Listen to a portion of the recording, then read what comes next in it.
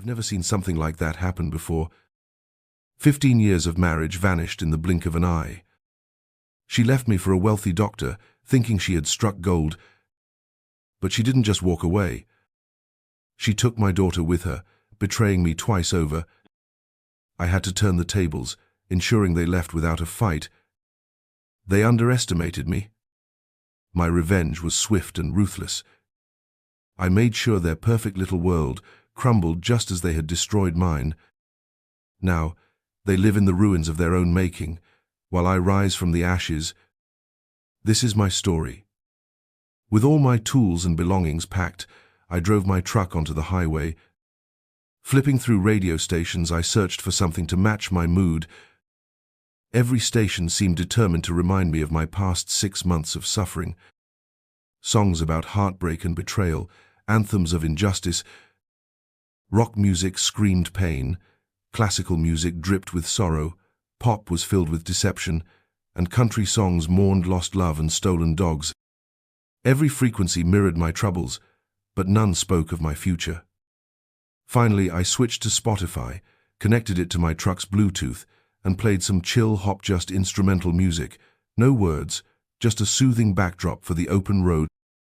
Why had I been on the road for over 6 months? My wife, my partner for more than 15 years, had abandoned me for another man. A lazy, selfish doctor at least, that's what I had thought. Turns out, he was actually an arrogant, self-important surgeon. To make matters worse, my daughter, Mackenzie, had sided with her mother and left me behind as well. I knew they had planned this for a long time.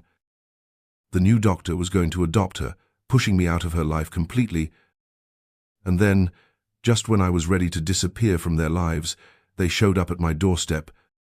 My former daughter now legally has wanted me to pamper her with gifts. I wasn't exactly polite in my response.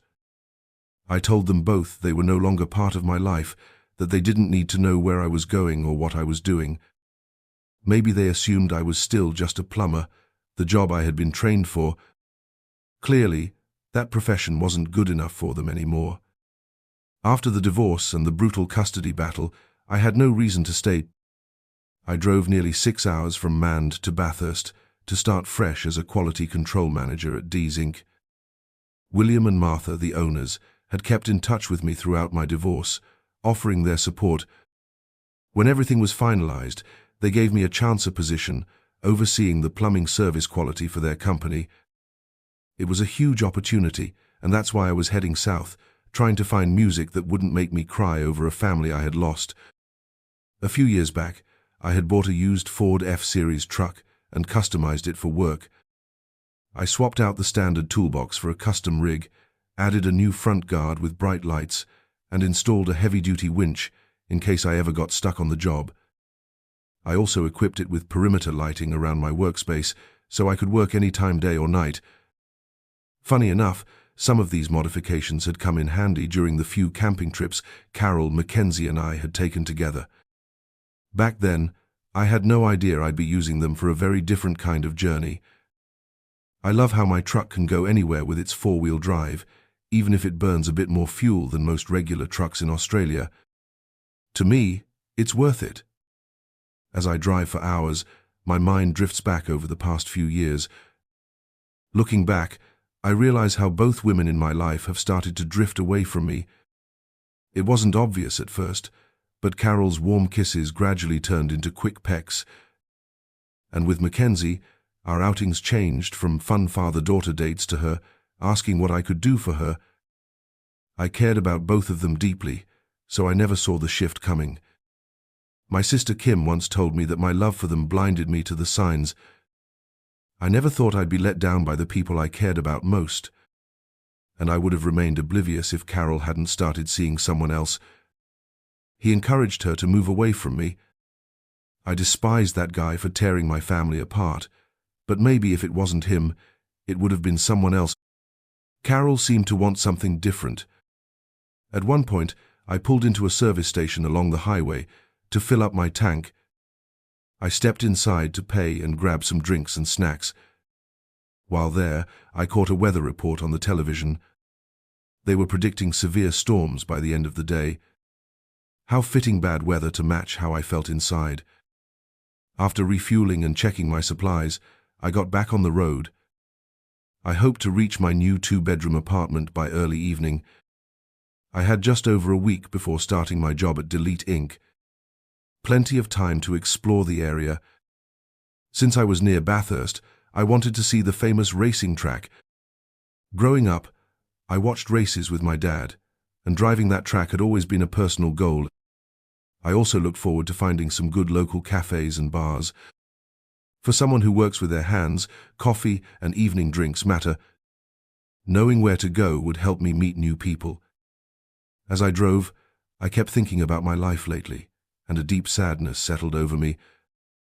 Even after everything that happened with Carol and Mackenzie, I still couldn't fully understand why they treated me the way they did.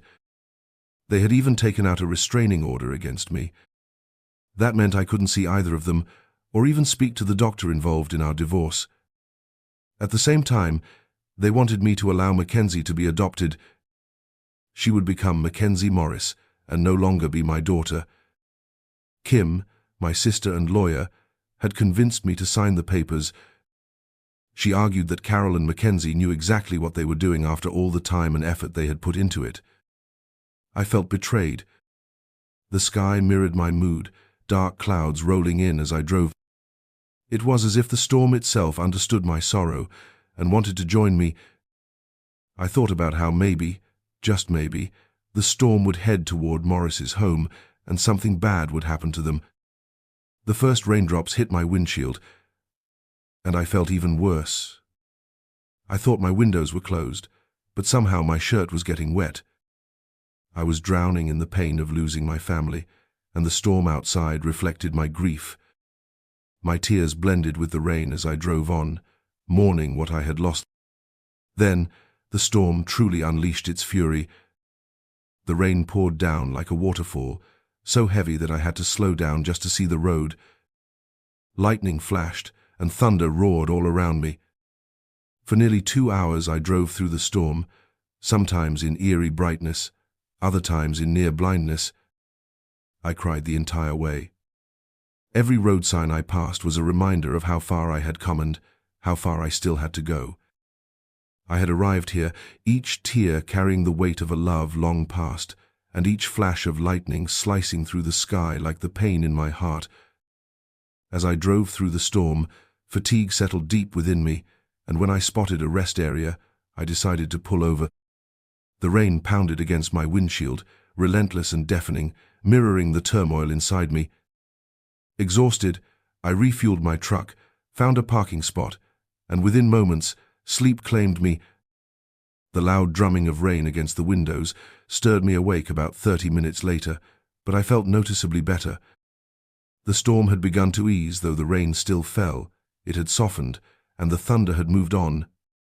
Taking this as a good sign, I turned on the radio, tuning in to a local station, started my truck, and pulled back onto the road. I had been driving for nearly an hour when the radio broadcasted an urgent weather update. Attention, listeners. We apologize for interrupting our program, but the Weather Bureau has reported that a severe storm is forming just behind the rainfall that recently passed over Sydney. Residents from Newcastle to Orange are advised to seek shelter immediately, as strong winds, hail, and heavy rainfall are expected. The announcer continued providing details for the next 10 minutes, explaining how several smaller storm systems had merged, drawing moisture from the previous downpour to form something far more dangerous. I knew then that I was driving straight into the heart of it, with no safe place to stop between the highway and Bathurst. My truck, a sturdy 4x4, could handle most conditions, but if hail came down hard enough, it could shatter my windows. If that happened, I could take cover under one of the overpasses along the highway. Still, the rain alone didn't worry me. I could drive through almost anything except the worst conditions, so I pressed on. The rain returned, heavier this time, hammering against my windshield. I focused on the road ahead, determined to keep moving forward. Hours of sorrow had weighed me down earlier, but now all I could do was concentrate on making it through the storm. The downpour was so intense at times that I nearly lost control. Eventually, I turned off the highway onto a smaller road leading toward the outskirts of Bathurst near Delot Inc. It was a decent road, but unlike the highway, it lacked streetlights, and its narrow edges left little room for error. I had been driving for about 20 minutes on this road, estimating another hour to my destination, when something caught my eye. The rain pounded down so heavily that it sounded like a drumline playing against my windshield. I kept my eyes fixed on the road, but stole quick glances to the side when necessary. In one such glance, I spotted hazard lights flickering ahead, but something seemed off. The lights weren't positioned as they should have been. Instead of being safely parked along the roadside, they were tilted at an odd angle, almost slipping off the road itself.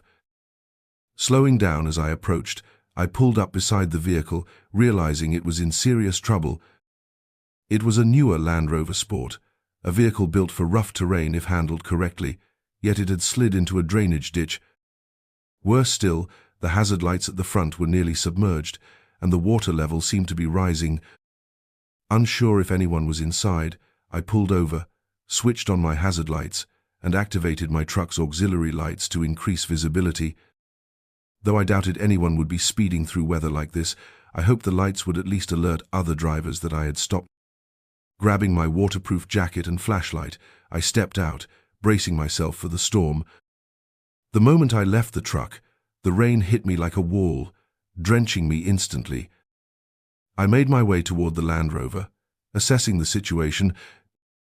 The vehicle was firmly lodged in the ditch, water creeping higher around its frame, making it clear that whoever was inside wouldn't be able to drive out of it anytime soon. Because it was leaning against a massive tree that had fallen during the storm, its roots were still firmly anchored. Across the ditch, using my flashlight, I could see the car had skidded off the road by about 10 meters and had been swept into the drainage system until it was stopped by a tree. In Australia, we drive on the left side of the road, meaning the driver's seat is on the right. I mention this because the fallen tree had pinned the passenger door shut, allowing water to pour into the car. I doubted the driver's side door would open either. I climbed down the embankment and stepped into the knee-deep water. Shining my flashlight against the clouded windows, I strained to see if anyone inside needed help. Almost instantly, I heard a voice crying for assistance. The desperate tone belonged to a woman. I waded deeper into the cold water and knocked firmly on the window. "Can you open the window?" I shouted. The pounding rain distorted sound, but I caught her response. The car wouldn't start. She sounded frightened. Understandably so, being forced off the road and dragged into a flooded ditch would terrify anyone. It was fortunate she hadn't completely lost her composure. The car's hazard lights were still blinking, which meant the battery wasn't entirely dead. However, she might not have been able to lower the window. For a moment, I considered breaking the glass, but that could complicate things further. Then I remembered I had a powerful winch on my truck that could help pull the car free, hopefully allowing the doors to open. Time was running out. The water was rising, and there was always the chance the tree would collapse further, sweeping the car away. I rapped on the window again just as the rain let up slightly. "I'll use my winch to pull you out. Stay still," I called out. She answered, but at that moment I noticed movement in the passenger seat. Another person was inside. My heart pounded. There were 2 people to save, and I needed to hurry. I rushed back to my truck, jumped in, and carefully maneuvered it closer so the winch cable aligned with the back of their car. My Land Rover had a solid winch with remote controls, so after positioning my truck, I stepped out and started unwinding the cable. Connecting the winch took about 10 minutes, during which the rain came down harder, forcing me to work quickly. By the time I secured the hook, the water at the rear of their car was already ankle-deep and rising. I also realized that, while the Land Rover was a great vehicle, accessing its recovery points in a rush was tricky. I wrapped the winch cable around the strongest point I could find, fastened the connection, and hurried back to start pulling them out. At first, the car barely moved as the steel cable strained between my truck and their vehicle. But slowly, inch by inch, the car began emerging from the water. I wasn't too worried about my truck being dragged down. I had enough weight from all my tools and equipment to keep it grounded. I kept reeling in the winch, gradually bringing the car out of the current. After about 10 minutes, I had pulled it just far enough for the door to open. The moment I stopped winding, the driver's door creaked open. There was still some resistance from the water pressure, so I stepped forward to help pry it open. As the driver stepped out, everything around me seemed to pause. She emerged into the rain, her pale skin dotted with freckles, contrasting with the cascade of red hair tumbling over her shoulders. She wore a deep blue dress that hugged her figure, its fabric clinging to her from the rain. As she moved, it was impossible not to notice how striking she looked. Her white blouse, soaked through, became nearly translucent, revealing the outline of a modest white bra beneath. Respecting her dignity, I quickly averted my eyes. A faint blush crept onto her cheeks as she became aware of her state, but there was little she could do against the relentless rain. I focused on her eyes, making sure she knew I was there to help, nothing more. Her emerald green eyes were mesmerizing. I could have stared into them forever, forgetting for a moment that we were caught in the midst of a raging storm. Just minutes ago, she had been on the verge of being swept away, but now she stood before me, shaken but safe. I helped her steady herself, ensuring she wouldn't slip back into the swirling waters around us. Then, without hesitation, I turned to assist another passenger, still trapped inside the vehicle. As I approached, I caught sight of the driver making her way out, not through the door, but clambering over the center console to escape. My breath hitched as I took a second look at Hirsch, was the spitting image of the girl I had just saved. The same cascading curls, the same freckled complexion, the same piercing green eyes. They had to be twins. She was wearing a navy blue dress with a white blouse, and as she maneuvered out of the car, she had to lift the hem of her dress to avoid getting tangled. I extended a hand to help her, and she accepted gratefully. Once both sisters were safely out of the car, we waded through the waist-high water until we reached the dry embankment. Fortunately, the rain had eased, so we didn't have to shout to hear each other. "Are you both okay?" I asked, scanning them for any signs of injury. They nodded in unison. "Yes, thank you," the girl in the blue dress said, catching her breath. "We don't know what we would have done without you," the other sister added, her voice laced with gratitude. I turned my attention to the winch cable, which was pulled taut under the relentless force of the water. The tree it was anchored to remained solid, but the car was still being battered by the current. It might be possible to pull it out, but if the battery had died, the entire operation would be much more difficult. "There's not much I can do for your car right now," I admitted, wiping rain from my face. "The most important thing is that you two are safe. Is there someone I can call for you?" The girl in the green dress turned to glance at the half-submerged vehicle, her brows furrowing. The other sister looked at me and offered a small smile. "I'm Harmony, and this is my sister Melody." "Thank you, Terry." "Yes, thank you, Terry," Melody echoed. We were pushed off the road. I couldn't do anything once the water started carrying us backward. We were completely trapped when we got caught against the tree. I tried to open my door, but the pressure was too strong. The car shut down, so we couldn't even call for help. Harmony was trying to figure out how to break a window when we saw your flashlight. You have no idea how much you saved us. If it hadn't been dark, and if the rain hadn't chilled me to the bone, I might have blushed. I'm not a hero. I just wanted to help. I said simply. Melody exhaled a heavy breath. Unfortunately, we can't call anyone right now. This stretch of road barely has any cell service, and with the storm, it's probably gone completely. Would you mind giving us a ride? We were on our way to our parents' house, just about 15 minutes from here. Of course, I replied, before my instincts kicked in with a sudden sense of alarm. I barely had time to register why, when everything happened at once. One thing you learn quickly when working with a winch or any towing device is to never stand in line with the cable under tension. If too much pressure builds up and it snaps, the force released can be catastrophic. I had moved to the back of the vehicle to check the cable, unaware of just how much stress the water was exerting on the line. The rushing current was pressing against the car, increasing the strain on the cable with every passing second. And then, disaster struck. "Harmony, move!" I shouted, my voice barely cutting through the roar of the water. Melody turned toward her sister just as a loud crack split through the air.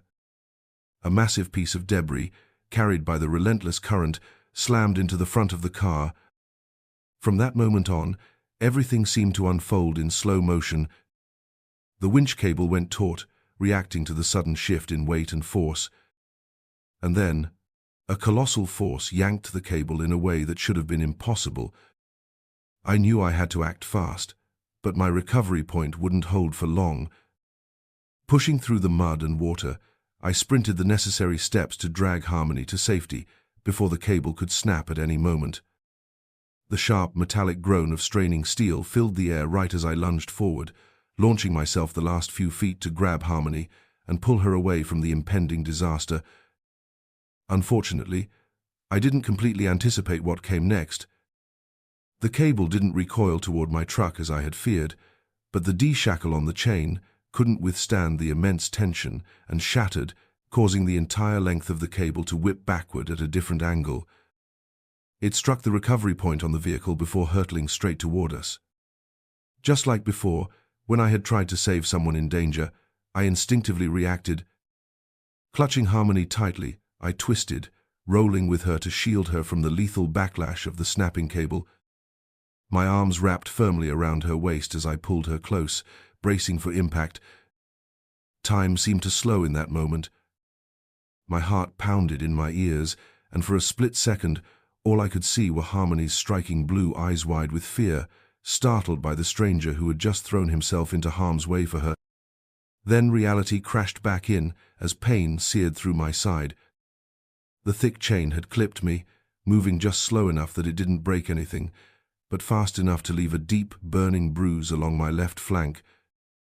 Worse, it scraped down my arm, leaving a gash stretching from my shoulder to my elbow. We hit the ground hard, and suddenly, time resumed its normal pace. I groaned, dazed, my body aching from the impact.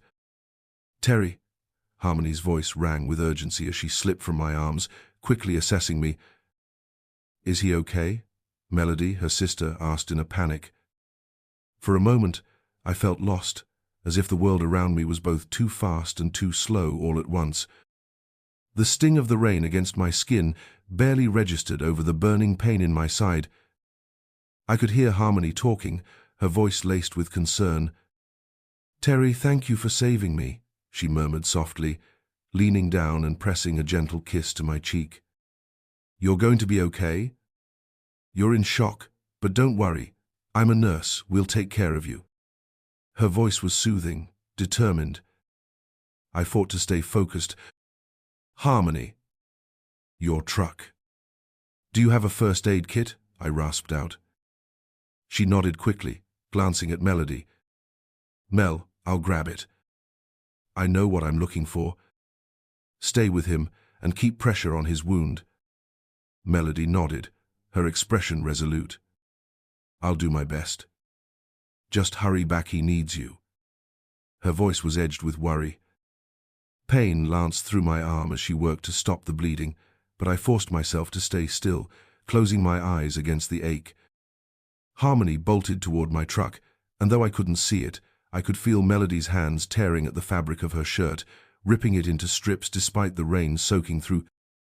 She was focused, determined, using whatever she had to help me. A moment later, I felt the lightest brush of lips against mine, snapping my eyes open in surprise. Melody's voice was quiet but firm. "Just so you know, I'm not doing this for any heroic reason. I'm doing it because you saved my sister and me from serious harm." Her words lingered in the air, cutting through the pain. Minutes passed, and she managed to create a makeshift bandage out of her torn shirt, preventing my wound from worsening. Just as she secured it, Harmony returned, frustration evident on her face. I tripped, and the first aid kit spilled into the mud, she admitted breathlessly. But as she took in Melody's handiwork, she exhaled, nodding approvingly. "You did great, Mel." She glanced down at me, her expression softening. Maybe I was still fading in and out from blood loss, but for a fleeting second, clarity returned, and I found myself caught in the moment, uncertain of what came next. "Lift Terry up to his spot. The truck, I'll check the bandages, and then we'll know what to do next." It takes a few moments with my rhythm just right. Supporting me from either side, Harmony carefully tries to lift me in a way that won't worsen my injury. It takes some effort, but eventually they manage to help me into the beam of my truck's headlights. I can stand, but only with assistance, and the dizziness is overwhelming. "We need more bandages. He's still bleeding too much." Harmony's voice is filled with urgency as she examines my wound. Without hesitation, she follows her sister's lead, pulling off her shirt and tearing it into strips to use as makeshift bandages. She works quickly, and within moments, my wound is wrapped tightly with pieces of both their shirts. The pain is still intense, but at least the bleeding has slowed. I want to take a moment to assess the situation, but the world around me is beginning to fade. "How are we going to get out of here?" Harmony asks, glancing around anxiously. "We have no idea when, if anyone, will come to help us. I can drive. I'll get us out of here," I declare, trying to sound confident. "No." Both girls speak in unison. "I'll drive us out," Melody says, stepping toward the truck with a steady gaze. "Driving this thing can't be harder than the ones back at the factory. If I weren't feeling so weak, I might have protested, but I find myself unable to argue. It turns out I don't need to." Melody, in her simple blue dress and white blouse, has a heavy-duty license. Who knew? Within minutes, they maneuver me into the passenger seat, while they arrange the back so that Harmony and I can sit there as Melody takes the wheel. She looks comfortable behind the controls of my truck, flipping switches, checking the broken winch, and adjusting the headlights. With careful precision, she reverses the truck onto the road. I don't know where we're heading, but it's clear she does. The last thing I remember before everything fades is a soft kiss on my lips, gentle, yet familiar. My eyelids flutter open just in time to see a pair of brilliant blue eyes gazing back at me. "You're going to be okay, Terry. We've got you. And thank you for saving us both." Then the world slips into darkness. Time passes. Slowly, I become aware of the steady beeping of hospital machinery, familiar sounds that indicate I've been through something serious. But this doesn't feel like a hospital bed. It's too soft. I sit up slightly, blinking against the light as I try to adjust my vision. The ceiling above me is high at least 12 feet with elegant decorations and drawn curtains that let me know it's daytime, likely late morning. A dull ache in my left side reminds me of my injury, making me hesitant to move too quickly. On my right, I can feel the sting of medical tubing and the weight of bandages across my chest. When I attempt to shift my position, I find it difficult to move, and I quickly discover why. Melody is draped across my waist, her hair cascading around her like a golden halo. Her arm rests over me in a way that feels both protective and reassuring. Turning my head to the left, I see Harmony beside me, her hand wrapped gently around mine. She looks like she's been resting, but as soon as I stir, her bright blue eyes meet mine, and a slow smile spreads across her face. "Hey," she says softly. "Hey," I answer, my own attempt at a smile forming. "He's awake," Melody exclaims, sitting up quickly from where she had been lying against me. "Yes, our hero has returned," Harmony teases, squeezing my hand gently, as if to confirm that I am really here, awake and alive after everything we've been through. An accident isn't so bad when you have two caring sisters looking after you. Melody smiled at me, just as Harmony had done moments before. But then, without missing a beat, Harmony shifted into full-on caregiver mode. She checked my pulse, shined a small light into my eyes, and placed a stethoscope against my chest to listen to my heartbeat. "Wait a second, I thought doctors were the only ones who used the—" I joked, and she chuckled, shaking her head. "Looks like our patient isn't just a hero but also has a sense of humor," she teased. It wasn't particularly funny, but at least she acknowledged my effort. She held up the stethoscope, letting me get a closer look. "I borrowed this from a friend. He'll be coming by to check on you soon," she said casually. That got my attention. Given what had happened a few days ago, I figured I should pay attention to anything remotely medical. Harmony picked up the phone next to the bed, waited a moment, then spoke into it. "He's awake," she announced before hanging up. That day, my vision was still a little blurry, my mind swimming with questions. Harmony nodded, as if she could read them on my face.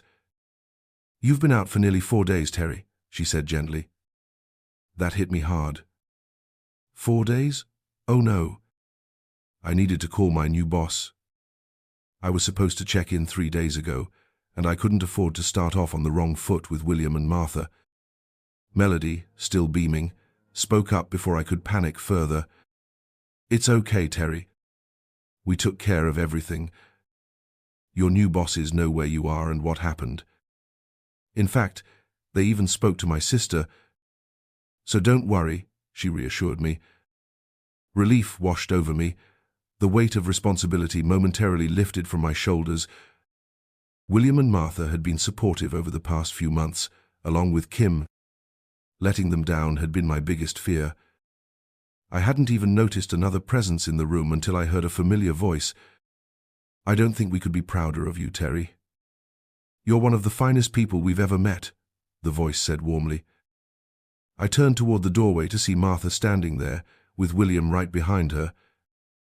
As they stepped inside, Harmony moved closer to me, her grip on my hand tightening slightly. Martha took a seat beside her, and for a moment I was struck by the resemblance between the girls and their mother. Melody and Harmony had slightly rounder faces, but their hair was the same shade. Unlike Martha's straight locks, though, their hair carried a slight wave. Their eyes, however, were identical. William smiled at me, his expression full of warmth. "You saved our girls, Terry," he said, his gratitude unmistakable. I glanced at Melody, then Harmony, then at Martha, and finally back to William. They all looked so happy, and it made sense. After all, these were their daughters. I wanted to say something meaningful, but words failed me. Melody let out a laugh. "Of course, we should have guessed," she said playfully. "I mean, how many sets of beautiful red-haired twins have amazing parents who hire handsome heroes like you to help them?" she teased, as if this were just another ordinary conversation. We all laughed, though a stiffness in my neck reminded me that I was still recovering. The pain was dulled, likely from medication, but my arms didn't ache as much as I expected. Harmony immediately turned her focus back to me. "Just relax, Terry. Don't try to move yet. After Dr. Hill sees you in a few hours, we'll help you get up," she assured me. I gave a small nod, finally accepting that I needed to take it slow. "I suppose I should ask what happened and where exactly I am," I mused aloud. "This place didn't look like a hospital," Melody answered quickly. "We're at Mum and Dad's house. Maybe you don't remember much since you were unconscious when we started driving," she explained. "We had an accident on the road, and when your phone got service again, we used your truck to call our parents," she added, her voice calm but firm. She hesitated for a moment, looking a little embarrassed, then apologized for using my phone without asking. "We lost our phones and had no way to contact anyone. I hope you don't mind." "It's fine, Melody. You did the right thing," I assured her. She smiled at me, as if I had just praised her for making a particularly wise decision. Meanwhile, Harmony carried on with the explanation. Melody had called her father, informing him about the accident and explaining that someone had stopped to help us, but got hurt in the process. "We wanted to take you to the hospital, but one of the main bridges into town was flooded. It would have taken hours to get there, "So Dad told us to bring you here instead," she explained. I nodded, acknowledging the truth in her words. There was something undeniably special between the three of us, and no matter what, I couldn't ignore the emotions that had begun to stir that afternoon. I didn't know where this would lead, but one thing was clear: I wasn't alone in this journey. Healing from the wounds of my divorce, I knew I wasn't fully prepared to take care of both of them. She nodded with an understanding look as she settled onto the bed. Just then, Harmony walked into the room, having overheard our conversation. I took a deep breath and continued. After all, who was I to turn down the affections of two incredible women who genuinely wanted me? As if jealousy wouldn't be an issue, they both simply smiled and shook their heads. "We just need time," one of them said. "And we should also think about your parents." The girls giggled softly. "Don't worry about that," they reassured me. "Mama's already noticed how much we both like you. We'll talk to them when the time is right." "You're right," I admitted. "We should take things slow and focus on helping me recover." With that, the girls assisted me in getting dressed. Harmony checked my bandages with a delicate touch before leading me toward the kitchen. It was then that I realized I had been staying in the guest room on the ground floor of the vast William and Martha estate. The house itself was a testament to history, a grand structure built nearly 80 years ago by William's grandfather. It boasted 8 bedrooms, 10 bathrooms, both formal and casual living rooms, 2 kitchens, and a massive garage. Curious, I asked about its origins, prompting William to smile and share its history. "My family comes from British nobility," he explained. "My great-grandfather was the Earl of Lancashire and had many children. My grandfather inherited a lesser title, but he was the last in the family to hold any noble rank. So, he and my grandmother decided to move to Australia to carve out their own success. They received a portion of the inheritance and, after some trial and error, my grandfather realized there was an unmet need in the plumbing supply industry. William gestured around the grand estate. So he bought 500 acres of land, founded D's Inc., and built this house along with the business. It has been passed down through the generations ever since." I glanced around the room, genuinely impressed. "This is incredible," I admitted. "Thank you so much for welcoming me and taking care of me. Aside from Paul, Kim, and my parents, it's been a long time since anyone has shown me this much kindness." "Don't mention it," William replied. "I just need to make sure my new quality control manager is back on his feet." He flashed a grin as Melody placed another chicken enchilada on my plate. I had already devoured 3, along with 2 chicken drumsticks and some pasta salad. At the same time, Harmony refilled my glass with iced tea. Martha observed her daughters fussing over me with a knowing smile. "William, I think Terry is going to be just fine with these girls looking after him," she mused. "But girls, you should give him a little breathing room." They all laughed, and we continued enjoying the meal. Over the next week, I was spoiled from morning to night. Simon stopped by twice more to check on me. Harmony remained ever present, ensuring my bandages were changed and my healing progressed. There were even times when the girls helped me bathe, sometimes both together, sometimes just one of them. It was all innocent fun, though nothing beyond what had already happened between us. We spent hours talking, learning more about our shared interests and subtle differences. It was an unusual experience, balancing the affections of 2 nearly identical women at once. I wasn't sure how to handle it. I didn't want to linger too long, even with all the attention they gave me. So when I finally voiced my need to head into town and get my apartment situation sorted by the end of the first week, their faces fell. It looked like they were on the verge of tears. Before I could say anything more, William stepped in. "Terry, I hope you won't be upset, but I went ahead and called your landlord. I cancelled your lease." I stared at him in shock as he continued.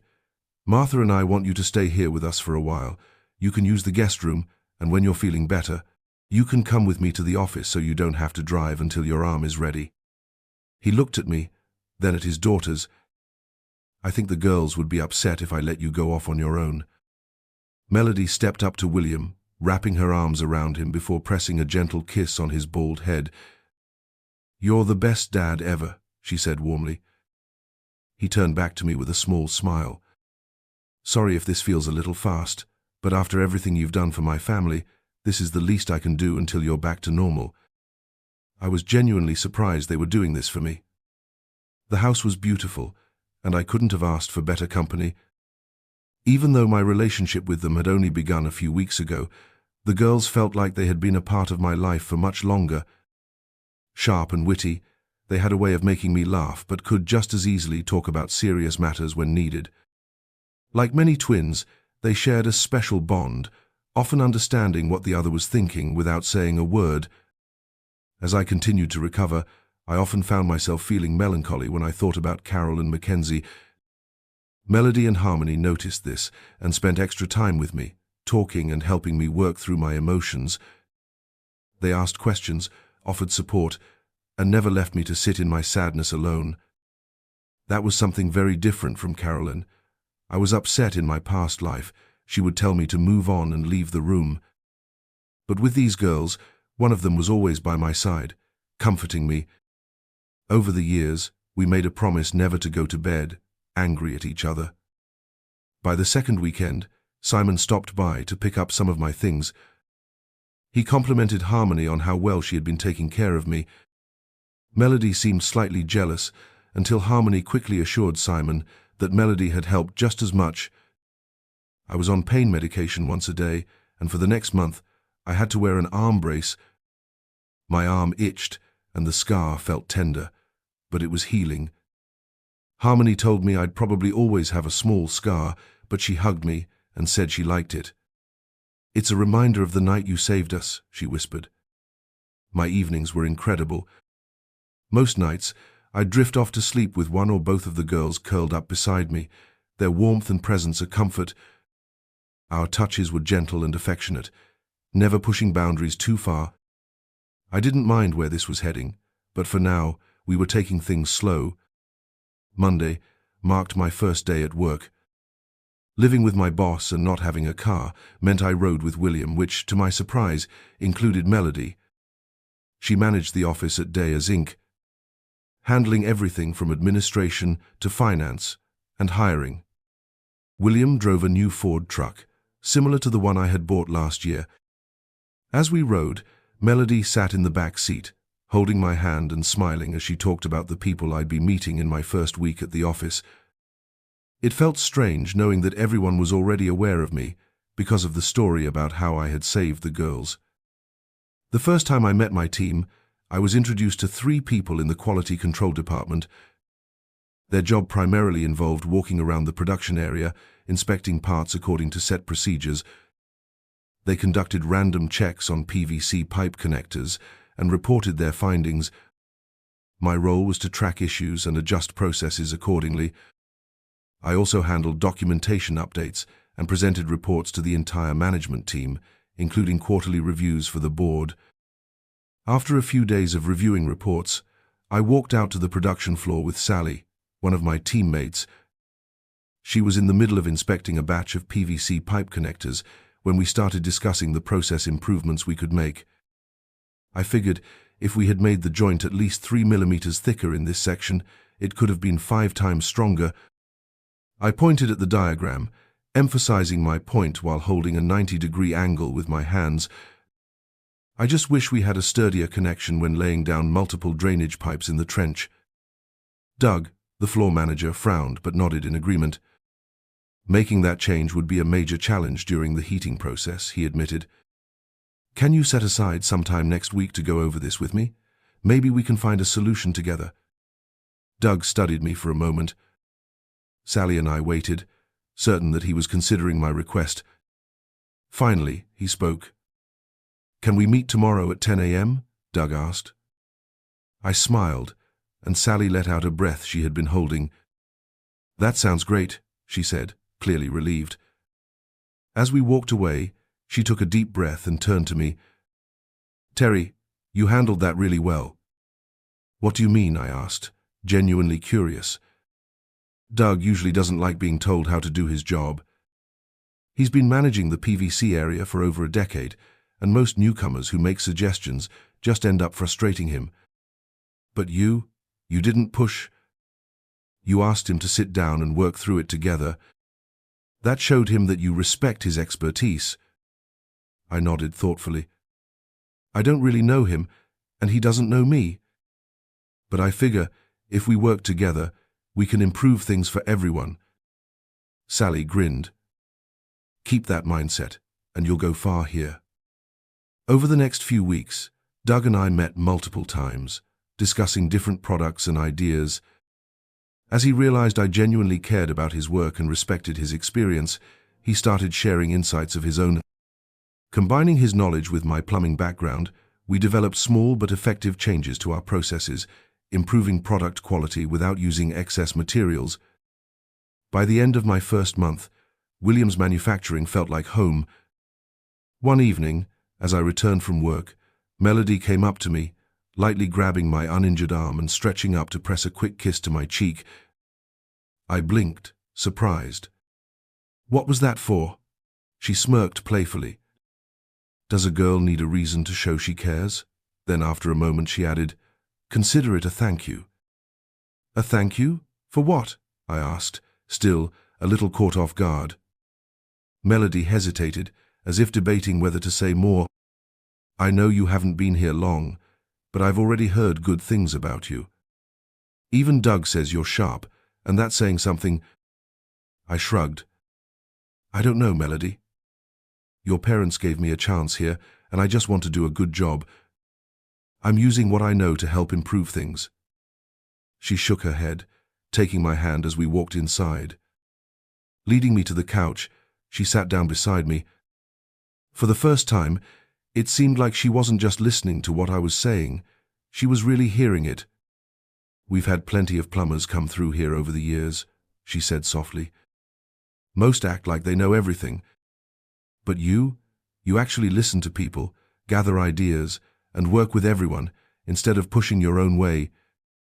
I get why my parents wanted you here." Her cheeks colored slightly, and I felt a warmth I couldn't quite explain. "You're just good at what you do, Terry." I couldn't find the right words, so I just smiled. Melody leaned into me, a quiet sense of comfort settling between us. Since the moment I arrived, I had felt an unspoken bond with her. Despite the lingering pain from my past, it was beginning to fade. The kindness of both Melody and Sally was making it easier to let go of what once was. The hard part? I liked them both. I could easily imagine being with either of them. They had both made it clear they wanted me around, and they weren't shy about it. With both of them in my life, sharing space, even sharing quiet moments, my thoughts often drifted to something deeper.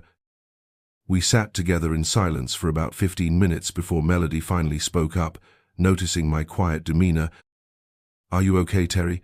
You seem like your mind is elsewhere, not just thinking about your old family," she asked softly. I shook my head and pulled her closer, holding her tightly for a moment.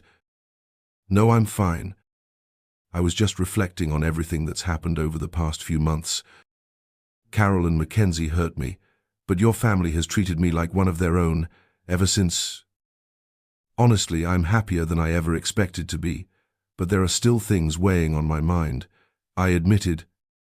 Melody listened attentively, her expression softening as she picked up on my unspoken thoughts. "I get it. It's overwhelming to go through so much change in such a short time. You never anticipated any of this, and now you're left wondering what's next," she said, placing a quick kiss on my cheek. She hesitated before continuing, her voice filled with warmth. "On top of everything, you've taken care of 2 girls who turned out to be your boss's daughters. And somehow, both of them feel a deep connection to you, wanting to be with you, without any jealousy getting in the way." I nodded as she gently brushed her fingers against my cheek. "Babe, I understand how you feel. If I were in your shoes, I'd probably be just as confused," she admitted, her gaze locked onto mine. I met her eyes and gave her a small nod before she pulled back slightly from our embrace on the couch. Just then, we both glanced toward the door, anticipating someone's arrival. The front door swung open, and Harmony stepped inside, fresh from her shift at the clinic. We all paused momentarily before greeting her. Harmony took a seat beside me, her eyes scanning between Melody and me, sensing the seriousness of our conversation. Melody resumed speaking, her tone filled with sincerity. "Terry, I hope you know that we're here for you, Harmony, and I both. We're not going anywhere. And we're not going to push you away. You've been part of our family for a while now, and you've done so much for us, sometimes without even realizing it. She blushed slightly before adding, I know Mum and Dad think the world of you. And, well, Harmony and I. She hesitated, exchanging a glance with her sister. Harmony, who had been listening quietly, now shared the same nervous expression. We might have fallen for you, Terry, Melody admitted, her voice open and honest. I looked at Harmony, who was also blushing, her expression mirroring Melody's. The closer I became to both of them, the more distant the painful memories of Carol and Mackenzie felt. I squeezed both their hands, feeling the warmth and reassurance in their grip. Yet I couldn't help but wonder what people would think if I introduced my girlfriends. Yes, Pluriland explained that they were identical twin sisters. Melody was the first to break the tension with a bright laugh. Every guy who meets you is going to be insanely jealous. You'll probably be getting high fives for the rest of your life, she teased, making all of us chuckle. Harmony added, Terry, I understand your concerns, but I think we can figure it out together. Why don't we invite your parents, your sister, and your brother-in-law over for the weekend? It would be nice to meet them in person, instead of just through phone calls. You could introduce us as your girlfriends, and see how they react. Standing in the doorway, Martha, who had been listening for a while, chimed in with a warm smile. That's a wonderful idea, Harmony. And to be honest, I think your relationship is truly sweet. As a mother, I never expected both my daughters to fall for the same man and not fight over him. But there's something about you, Terry, that just makes sense to all of us, to William and me too. We all took a moment to process that, our eyes settling on Terry. I knew my daughters cared about him, and both William and I had come to see him as the son we never had. We would figure things out as we went along, but for now, dinner was nearly ready, and everyone needed to clean up. The girls led me into the room to help me prepare for dinner. We helped each other freshen up, sharing soft kisses in between, but with dinner almost ready, I had to suppress my emotions as I slipped into my jeans. After dinner, we called Kim's parents, inviting them over for a long weekend visit about a month later. That night, Melody, Harmony, and I grew even closer. Often, after finishing work, Melody and I would drive into town to pick up Harmony from her shift at the clinic or the local hospital. Fortunately, most of her shifts were during the day, aligning with our schedules, so we shared many meals together. I discovered that the three of us had quite a bit in common. For instance, Melody and I both loved lasagna, while Harmony preferred Kraken rum, which happened to be my favorite drink as well. Melody was a devoted Star Wars fan, while Harmony had a deep love for Marvel movies. I enjoyed listening to their discussions about films and their favorite characters. Perhaps I wasn't as passionate about them as they were, but I did love a good sci-fi action movie.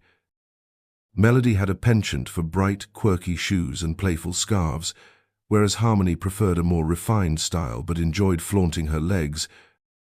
Sometimes the girls would try to trick me by swapping outfits, but their little ruse never worked. One evening, while dining at their favorite Italian restaurant, the girls excused themselves to the restroom, leaving me to chat with a waiter we knew well. When they returned, they sat down just as he asked Harmony about her family's plans for the upcoming national fair. She answered, and they spent a few minutes discussing the event. I couldn't help but smile, and then suddenly I burst into laughter. All three of them looked at me like I had lost my mind. Terry, the one dressed as Melody, finally asked, "What's so funny?" I turned to our waiter and chuckled. "I'm sorry, George, but the girls are trying to trick me again. The one you're talking to isn't Harmony, it's Melody." Their faces froze in surprise. "How did you know?" George asked, puzzled. I shrugged. "It's hard to explain. There are plenty of little differences, but mostly when I look at them, I just feel it." I shrugged again, grinning. "I can't explain it, but I just know." Melody turned to Harmony, exchanging a look of mischief before breaking into smiles. Over the past month, during my family's visit, the girls had been trying relentlessly to fool me into thinking they were each other. Sometimes They'd act like themselves but tweak their mannerisms, and other times they'd swap clothes or even switch rooms to confuse me. One day, Harmony even went to work pretending to be Melody. I let her carry on with the act, but right before lunch, I asked her to complete a complicated task that only Melody would know how to handle. "Hey, your dad needs this report in an hour," I said casually, watching her closely. I could see her trying her best not to panic. She truly believed she had fooled me this time. "Of course, darling." "It'll be ready as usual," she responded, putting on her best confident act. I grinned, leaning in slightly. "And by the way, yes, you can call Melody and ask her to help you with it." I walked away laughing, leaving Melody's office while Harmony sat there, looking caught in the act. William saw my grin and raised an eyebrow, calling out to ask what my daughter had done this time. "Not much," I said with a smirk. "Just the girls trying to pull one over on me again." But I planned my day around catching them in the act, so I was ready. From the moment Harmony got into the car pretending to be Melody, I had known. I just played along, giving her more tasks, watching as she fumbled through them, until I finally handed her something only Melody could handle. We had a good laugh about it for a few minutes. William leaned against his desk, studying me with curiosity. "You knew right away?" he asked, intrigued. "Of course," I replied. "I just let her dig the hole deeper." "Not many people can tell them apart, even up close," he mused, rubbing his chin thoughtfully. "But ever since you met them, you seem to know exactly who's who." He walked over to a cabinet in his office, pulling out a bottle of whiskey and a couple of glasses. It was just past lunchtime, and it wasn't uncommon for William to share a drink with his managers. But given the nature of our conversation, I couldn't help but wonder what his real intentions were. He poured us each a glass and handed one to me. "I suppose I should ask," he said, swirling the amber liquid, "how do you like it here?" The question caught me off guard. I had expected more talk about the girls, maybe about how my friendship with them had grown. Instead, he was asking about me. I took a sip, letting the whiskey burn on the way down before answering, "Honestly, I love it. The people here are incredible, the work is fulfilling, and I feel like I'm making a real difference for the crew out there. I can't thank you and Martha enough for giving me this opportunity. You both helped me when I was at my lowest, and I hope I can live up to the trust you've placed in me." William smiled but didn't immediately reply. He took a sip of his drink, his gaze focused somewhere distant. "Why do you say it like that?" he finally asked, his voice softer now. "Have I let you down?" I shook my head quickly. "Not at all. It's just that. Things aren't always as perfect as they seem, are they?" He chuckled, glancing down at his barely touched drink. "Terry," he said, meeting my eyes, "everyone here thinks highly of you. You care about people, you listen, and you never raise your voice. You know when to bring in the right people to improve things, and you always share the credit. Our last quality manager, Tom, was respected, but he was stuck in his ways. You've introduced new ideas that we needed, and honestly, we may have to start looking for bigger projects soon, because next quarter, we're expecting at least double what we planned for." He paused, looking at me seriously, but not in a critical way, more like he was thinking something through deeply. "The truth is, we all care about you here, Terry, and I want to make sure that we're meeting your expectations too. Sometimes it's easier to talk to you than to anyone else, because of how close we've become." I nodded, understanding but also feeling the weight of his words. That closeness made things easier, but in some ways it made them harder too. I watched as he took a long sip of his drink, nearly finishing it off. "Ever since you started helping the girls," he continued, "I've noticed how close you three have become. I know they spend a lot of their nights with you. I'd have to be blind not to see the bond you share." He sighed, running a hand through his hair. "Terry, to be honest, when I look at you, I see a kind of warmth I never had. But it's hard to watch you all together sometimes because, to me, they're like my own kids." This time, it was my turn to take a deep drink, feeling the whiskey burn as it went down. I thought for a moment about how to handle this situation. It had been just over a year since I had met William, and I knew this was a difficult subject for both of us. I sighed and looked at him, searching for the right words. "Yeah, William, that's right," I admitted, my voice quieter than before. My feelings for both of them had grown stronger over time, and even their little prank today had left me feeling oddly appreciated. William raised an eyebrow. "You think that was funny? You actually feel valued because they tried to trick you at work?" he asked, a hint of disbelief in his tone. I smiled faintly, swirling the amber liquid in my glass. "When I was growing up, my sister Kim used to tease me all the time, the way older siblings do. It was never meant to be cruel. If anything, it pushed me to be better. She always encouraged me to seek the truth, even when she was joking around. She was always there for me when I needed her, always ready to support me. And that's exactly how I feel about Melody and Harmony. We've spent so much time talking, and yes, there have been plenty of warm moment shugs, laughter, genuine connection."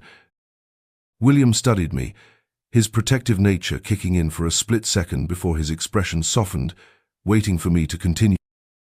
Over the past month, the girls had been playing little tricks on me, making me think one was up to something while the other remained innocent.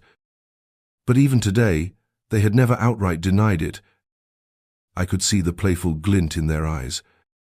They might tease me, but they would never do anything to hurt my feelings. Every night, they reassured me, making sure they never crossed the line or made me uncomfortable. I never received that kind of kindness from Carol or Mackenzie. My fingers tightened around my glass as I stared into my whiskey, the old wounds still lingering somewhere deep inside me. Yet, despite everything, Melody and Harmony had managed to make me feel whole again. I knew there were still emotions I needed to sort through, difficult conversations ahead with my past, but at least I wasn't facing it alone. William's voice was gentle when he finally spoke. "So, Terry, what are you saying?" I exhaled slowly, the weight of my admission settling over me. No, I know that I love them both." Saying it out loud made it real. It also made it terrifying. Revealing my feelings to their father was difficult, but it had to be done. They were so different, yet when I was with one, I found myself longing for the other. To truly be happy, I needed both of them in my life. I glanced at William as he took another slow sip of his drink, his expression unreadable as he rolled the last bit of whiskey in his glass. "I'm sorry, William," I murmured, my voice barely above a whisper. "I probably shouldn't have told you this. They're your daughters, and I know how much family means to you. I can only imagine how hard it must be to hear this from me." William chuckled softly, the same way he had when dealing with an arrogant doctor back at the hospital. "Well, Terry, you're right about one thing. I love my daughters more than anything, and I'd do anything for them." He paused, considering his next words carefully.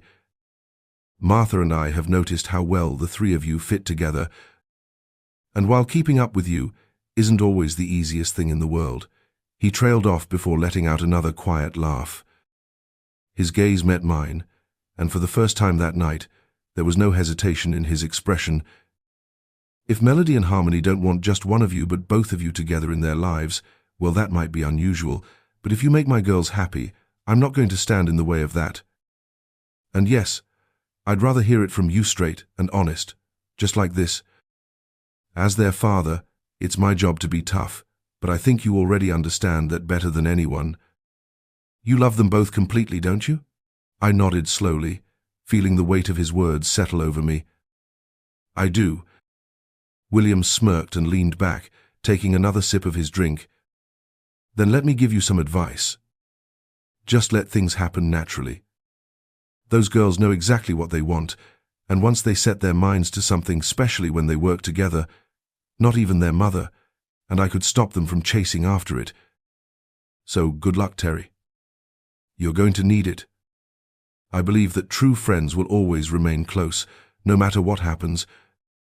I allowed myself a small smile as William spoke. He was surprisingly at ease discussing matters with someone who had an interest in his daughter. Ever since Melody and Harmony had entered their teenage years, their dating lives had been a peculiar dance. I could count on one hand the number of boys they had dated, mostly because when one of them showed interest in a boy, the other would scrutinize him intensely. This, however, was the first time both of them seemed to like the same guy. "Honestly, I liked the idea of you being with one of my daughters," William admitted. "I've seen your character through everything you went through with Carol and Mackenzie, and I know you wouldn't hurt either of them." We continued our conversation for a while, and as we stood up to head toward the factory floor, a sudden burst of hurried footsteps echoed from beyond the office door. The door swung open, revealing two red-haired girls, sneaking into Melody's office, peeking inside with curious expressions. Melody and Harmony appeared slightly flustered, and I found myself wondering just how much they had overheard about my family's visit over the weekend. It stirred mixed emotions in me, but they seemed to admire the household, and even teased about the growing friendship I had developed with their family. The weekend had been a nostalgic journey, filled with laughter and shared memories. Stories from my childhood resurfaced, with Kim playfully recounting the times she had teased me at school. Even Mackenzie's memories were cherished, despite the bitterness left by her later actions. Amidst the warmth of recollections, however, came a sudden, cold shock that struck me deeply. My mother, Josephine, had been quiet the entire evening. Then, all at once, she took charge of the conversation, and the room fell silent. "Terry, we have something to tell you," she began, her voice trembling slightly. "You might remember that a few months ago, around the time of your divorce, I wasn't feeling well. We ran some tests back then, and recently we repeated them just to be sure." I felt an uneasy weight settle in my chest as I noticed the tears forming in my mother's eyes. My father's eyes mirrored her sorrow, but she continued, her voice steady but thick with emotion. "I have cancer," she finally said. "There are moments in life that shake you to your core, moments when the ground beneath you feels as though it might give way. I had faced hardships before, but nothing had prepared me for hearing those words from my own mother. I know this sounds unbelievable," I stammered, my voice weak, "but are you sure?" My father, John, nodded solemnly. "Yes, son, we're sure. From what the doctors tell us, it's a rare form of bone cancer. There are treatments available, but we don't know what the future holds yet." My father was a tough man, a plumber who had always been a steady presence in my life. Now, I saw tears streaming down his face, and I wasn't the only one overcome with emotion. For the next hour, we sat together, absorbing the weight of the news in silence and quiet murmurs of reassurance. Harmony, ever the pragmatist, retrieved her tablet and began looking up information about the illness and available treatments. She scrolled past the overwhelming speculation of online forums, choosing instead to focus on trusted medical sources. After some searching, she found promising information on treatment options and survival rates, offering a glimmer of hope amidst the gloom. Eventually, the sorrowful conversation dwindled, and one by one, everyone began retreating to their rooms. Since tomorrow was Saturday, we had planned to go into town for some shopping after a late breakfast. Before long, only Kim, Paul, Melody, Harmony, and I remained, finishing the last remnants of sangria that Martha had made earlier. "So, how is Mom really?" I asked Kim after a long pause. "She's heartbroken, little brother," Kim answered softly. "I've only known for a few days longer than you, and I've already cried myself to sleep more times than I can count. The mother we're talking about. You know, I nearly screamed after everything that happened last year. I thought maybe, just maybe, we could finally catch a break." I felt Melody grip one of my hands while Harmony took the other. Looking at Harmony, I could see the weight of the situation in her eyes. I knew cancer was always serious, but just how bad was this? I asked her, and she hesitated for a moment before answering. "It's quite rare compared to most cases I've seen. If caught early, it's not as concerning, but in later stages, it can progress quickly because it affects the bone marrow," she explained. I sighed. feeling the heavy burden of this conversation already pressing down on me. I knew I'd have to tell Carol and Mackenzie eventually. Finally, I let my shoulders slump forward, feeling exhausted at just the thought of how difficult this discussion would be. Kim looked at me with determination. "Not yet, Terry. They can wait until we know more about your mum's treatment plan," she said firmly. I could sense there was something more, something Kim was holding back. "What is it, Kim?" I asked, noticing the way she exhaled heavily, as if she'd been carrying a weight of her own. She hesitated before speaking. "After you moved out a few months ago, it took less than a week for Mackenzie to reach out to your parents and ask to see them." I stiffened, my fingers tightening around Melody and Harmony's hands. "And you didn't tell me?" I asked, my voice quiet but edged with frustration. Kim lifted a hand defensively. "Terry, we weren't trying to keep anything from you. You had just been in an accident and were still recovering, thanks to your amazing friends here," she said, offering a soft smile toward the girls. "We didn't think you needed the added stress at the time." I swallowed hard and studied Kim's face, searching for any sign of deception. She wasn't lying. "So what happened?" I finally asked. Kim shifted uncomfortably. "Your parents were devastated. They were deeply upset about what Carol did to you, and disappointed in Mackenzie. But they still love her, so they agreed to meet. Stephen was the one who took Mackenzie to see them. She introduced him as her new dad, and, well, your parents weren't exactly thrilled." I clenched my jaw as Kim continued. "The meeting didn't last long. Your dad asked Stephen to wait outside, but Mackenzie refused to go in unless he could come too. When your father insisted, she got upset. She cried, saying it wasn't fair that they refused to see her on her birthday or even send her a present." I exhaled sharply. I could only imagine how that must have played out. Kim's voice dropped slightly. "That's when your mum lost her temper. She told Mackenzie she was being selfish, that she was heartbroken to have lost such a thoughtful granddaughter and ashamed of what they had done to you. I couldn't believe it. Your mum never uses words that harsh." I nodded slowly, absorbing it all. Kim sighed. "Your dad laughed when he told me about it, but it wasn't a happy laugh. After that, he asked them to leave again. Stephen and Mackenzie got into his fancy car, and as they drove away, Mackenzie was in tears. Stephen, though, he gave your parents the middle finger. That was the last time they heard from them." Melody shook her head. "That's awful." Kim nodded in agreement. "And it's not just that. Hyan isn't doing great at work right now either. He's on probation and won't get a bonus for the next 2 years because of how he treated you. I also heard there was a trust fund, but it's running dry fast. He and Carol haven't exactly been spending wisely these last few months." I let out a short, bitter laugh. "Well, they went behind my back for years with Mackenzie's full knowledge, so honestly, I don't care what happens to them." I paused for a moment, then added, "Actually, I hope it's hard for them." Kim looked at me then. For the first time in a while, she laughed. A real, genuine laugh.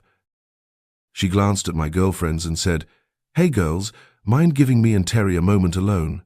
Harmony nodded and stood up, wrapping her arms around me before stepping back. Melody followed suit. Paul kissed Kim's cheek and took the girls by the hands as they went inside, all of them exchanging knowing smiles on the way in. I watched them go, my heart feeling a little lighter, but then I turned back to Kim, noticing the serious expression on her face. "There's something else I need to tell you," she said. "Something about your mother, and a few other things you should know. Tonight, let's get all the bad news out of the way, little brother. Relax, though. Most of it is good news." I waited for her to continue, and then she said it. "You're going to be an uncle." I nearly jumped over the table to hug her, my excitement overwhelming. She smiled, explaining that they had kept it quiet for over 12 weeks, waiting because of my accident and recovery. There was a small pang of sadness in me, but I understood why they had waited. We talked for a few more minutes, and I could see how genuinely happy she was, though there was a flicker of fear in her eyes, the daunting reality of becoming a parent. After a while, her tone shifted as she brought up something else. "Terry, there's one more thing I need to tell you. Carol has filed a complaint against you. She's claiming that you withheld the college fund she and her partner believe belongs to them. They're saying it was meant for Mackenzie's education, but who really knows what their intentions are?" I sighed and looked at my sister, not particularly surprised. "Kim, the day I left and finally confronted Carol, I could tell she wasn't really upset about what I said. It seemed like the only thing she ever cared about was money. Everything else, completely irrelevant to her." "So what do you think?" Kim asked. "I've already responded to the court and brought up the divorce details. I don't expect it to change anything, but you should know what's going on." I looked at her curiously and asked, "I'm guessing you think I haven't touched that money, right?" She nodded, and I confirmed her thoughts. "I haven't needed to. My salary is almost double what's in that account, and William has even mentioned giving me a bonus if we keep up our success. Plus, I live here basically rent-free." I grinned, motioning around the space. "I tried giving William and Martha money for rent, but they refused. Said they didn't want to take anything from a hero." Kim chuckled, then leaned in with a smirk. "Speaking of hero, what's really going on with you and those two?" I laughed, shaking my head. Kim and I had always been close, even back when she and Paul were together. She was one of the few people who genuinely understood me, long before my troubles with Carol and Mackenzie. Honestly, Kim, I thought it would take me forever to feel anything real again. But being around them, there's this warmth I never even knew with Carol." She raised an eyebrow. "You mean one of them, right?" I exhaled, shaking my head slightly. "Both. It's different with each of them, but my feelings have grown for both in equal measure. I can't imagine starting something with one without hurting the other. We've talked about it, and the thing is, they don't want me to choose. They want me with them, together, not separately. In my mind, I just can't separate them." Kim studied me for a long moment, a look I hadn't seen from her in years. "Terry, I don't know if I have the best advice for you. But if both of those girls feel that way about you, well," she trailed off, and we sat in silence for a while.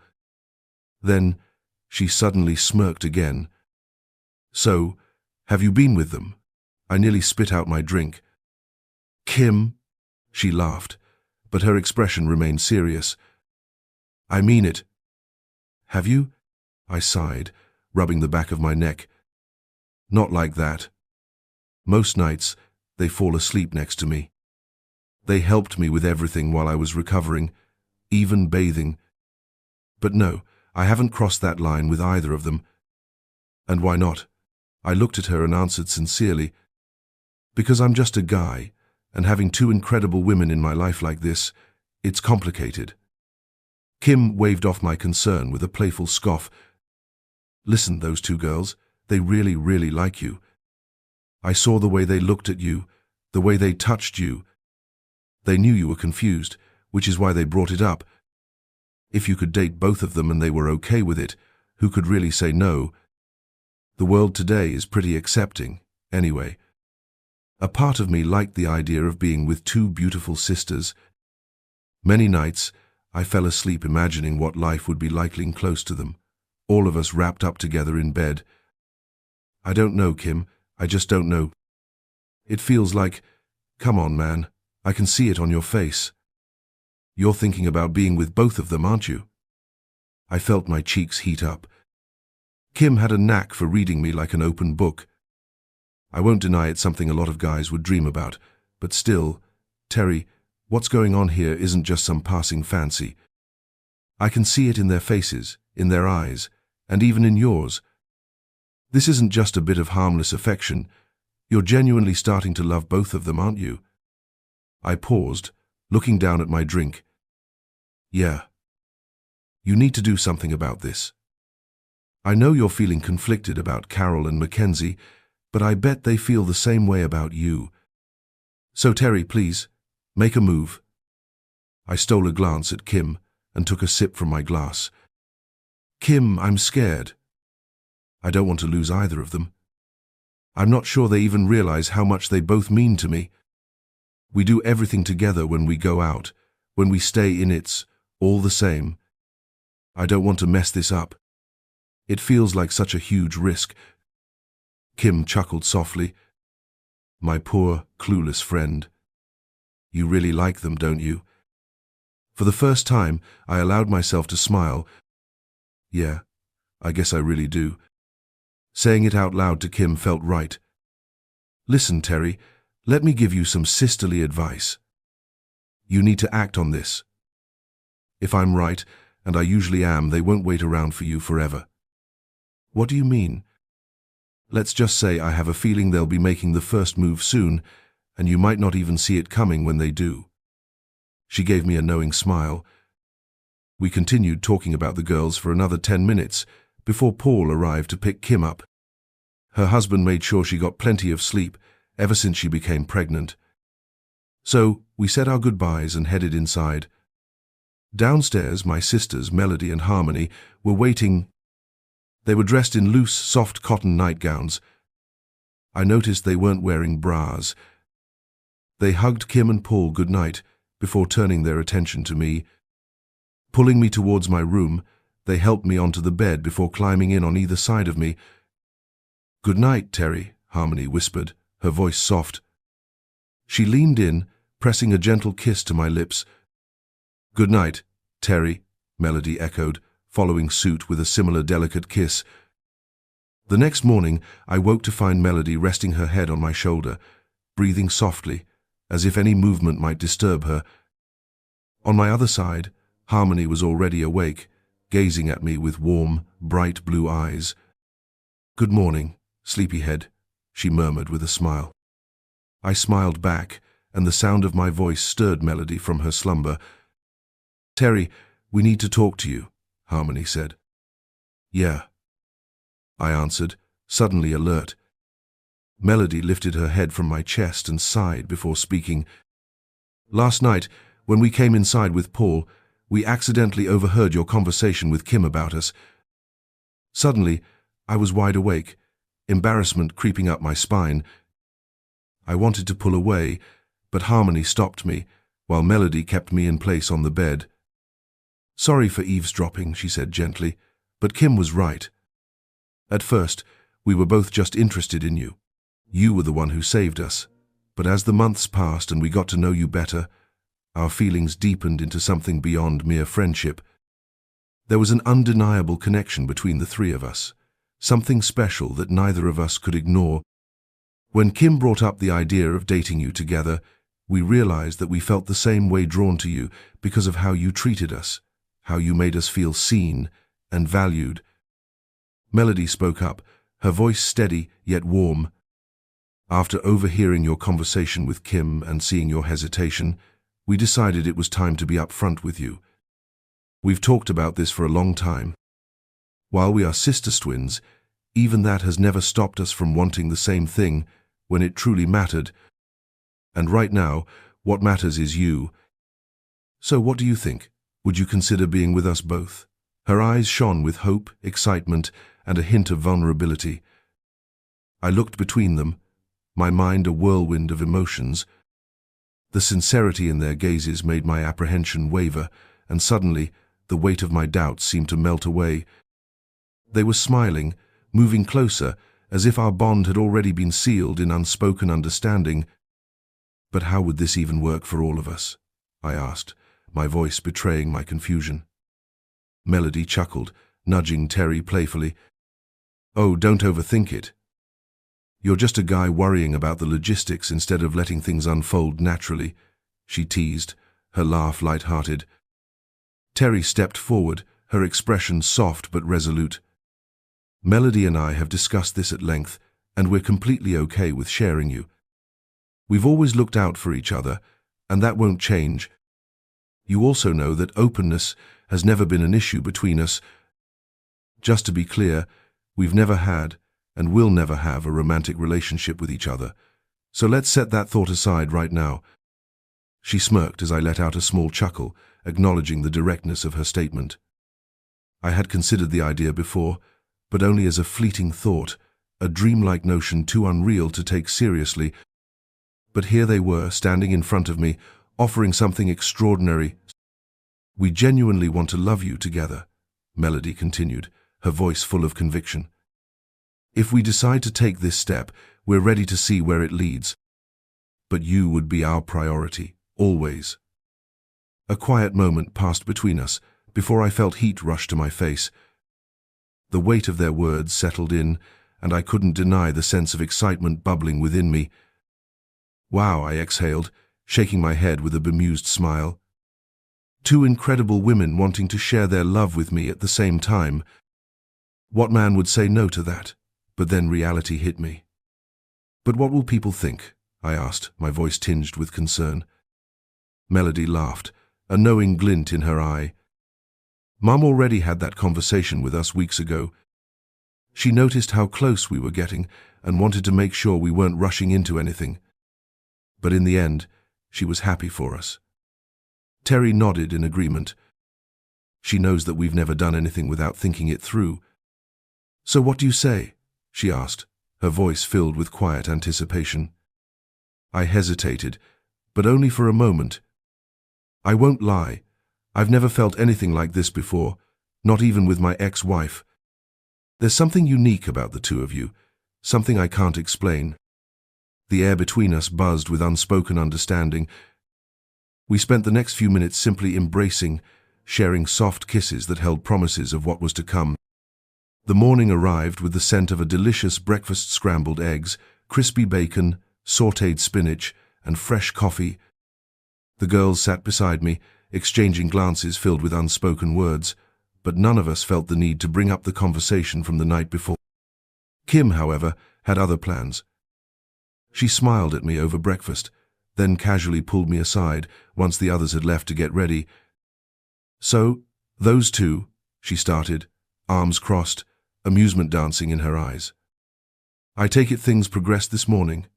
Her smirk was knowing, almost triumphant. I sighed, running a hand through my hair. Not exactly in the way you think. It's not like I made some grand move. It just happened. Kim raised an eyebrow. Oh, so they took matters into their own hands?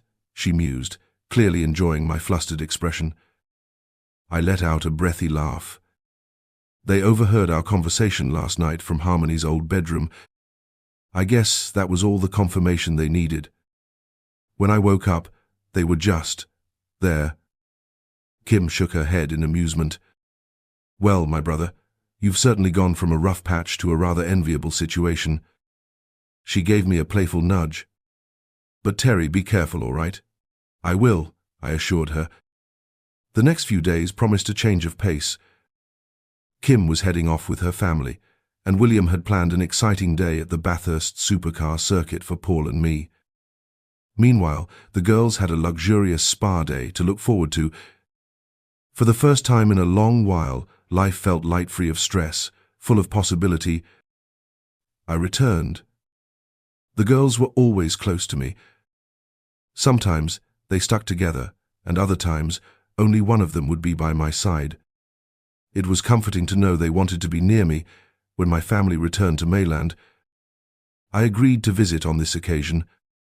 A few months from now, during a weekend, once my mother completed her first round of cancer treatment, I planned to use that time to catch up with some friends and address a few legal matters concerning Carol and Mackenzie.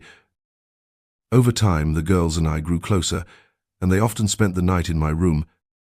There was an undeniable bond between us. I couldn't quite explain why I loved them both in different ways, but I knew it was true. Everything changed on the Wednesday night before I had to return to Matland. We had just finished dinner, and William, Martha, the girls, and I were sitting in the living room, each immersed in a book. Our conversation was light, filled with warmth and laughter. The atmosphere was relaxed. Harmony was reading Pride and Prejudice, and suddenly she let out a laugh. Her radiant smile caught my eye. Feeling playful, I nudged her foot with mine. She glanced up at me, and without thinking I said, "I love you." The room fell silent. The weight of my words hit me immediately. I felt a pang of nervousness. I hesitated, stealing a glance at Melody. She looked surprised, and I could tell she felt momentarily out of place. But the truth was, I loved them both. It was time to be honest about my feelings. "Melody, Harmony," I said, my voice steady despite my racing heart. "Since you both entered my life, I've felt a happiness I never imagined possible. Two amazing women who love me and whom I love in return. It's more than I ever expected." I turned to Melody, leaning slightly toward her. "I love you, Melody." We had never kissed in front of anyone before that moment. Both girls set their books aside, their eyes filled with hope. William cleared his throat, breaking the silence. "Terry, it's all right," he said with a reassuring nod. "We've talked about this. We're all grown enough to understand what's happening. This is new for everyone, but just take care of my girls, all right?" His words settled the room. Martha chuckled at his remark, lightening the mood even more. We set our books aside and spent the next hour openly discussing our relationship dynamics. "Terry, I want you to be with Melody first," Harmony said suddenly. Her words were unexpected, but her expression was warm and sincere. Melody and I turned toward her in surprise. "I've been thinking about it," she continued, "and I know we'll be sharing everything soon.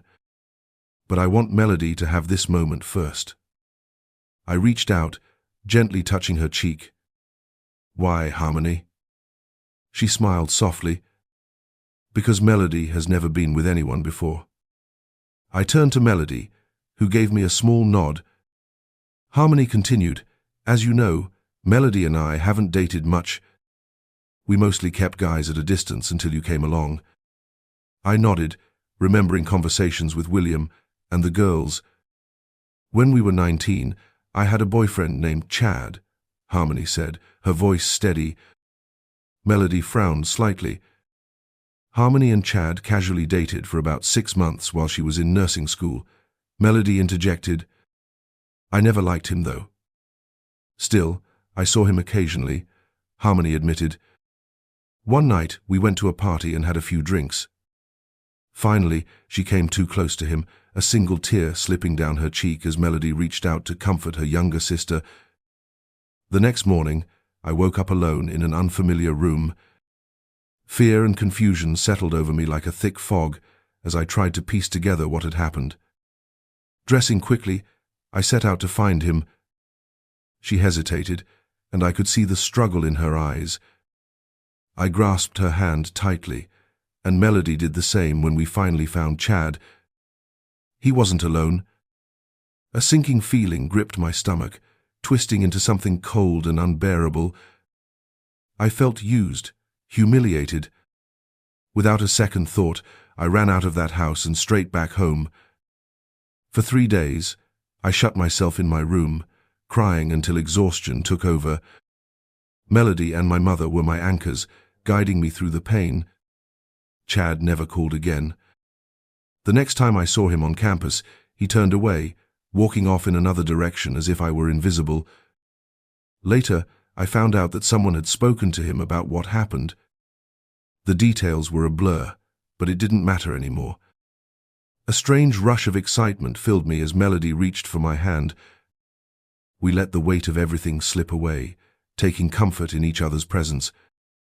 We freshened up, changed the bedsheets, and lay down, drifting into a peaceful sleep, wrapped in a shared sense of warmth and understanding. I wondered why I never thought of my time with Carol the same way. We had fun together, sure, but there was never that deep connection I felt with Melody and Harmony. Perhaps it was just the inevitable comparison between the two sisters, yet there was no jealousy between them. They never touched in any way beyond casual affection, but they encouraged and supported each other and me. That night, I fell asleep, feeling incredibly lucky.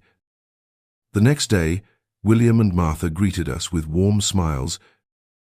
They didn't say anything, but I could tell they sensed something had changed based on their cheerful expressions. It was clear we had taken a step forward in our relationship, even if nothing unusual had been heard from my room.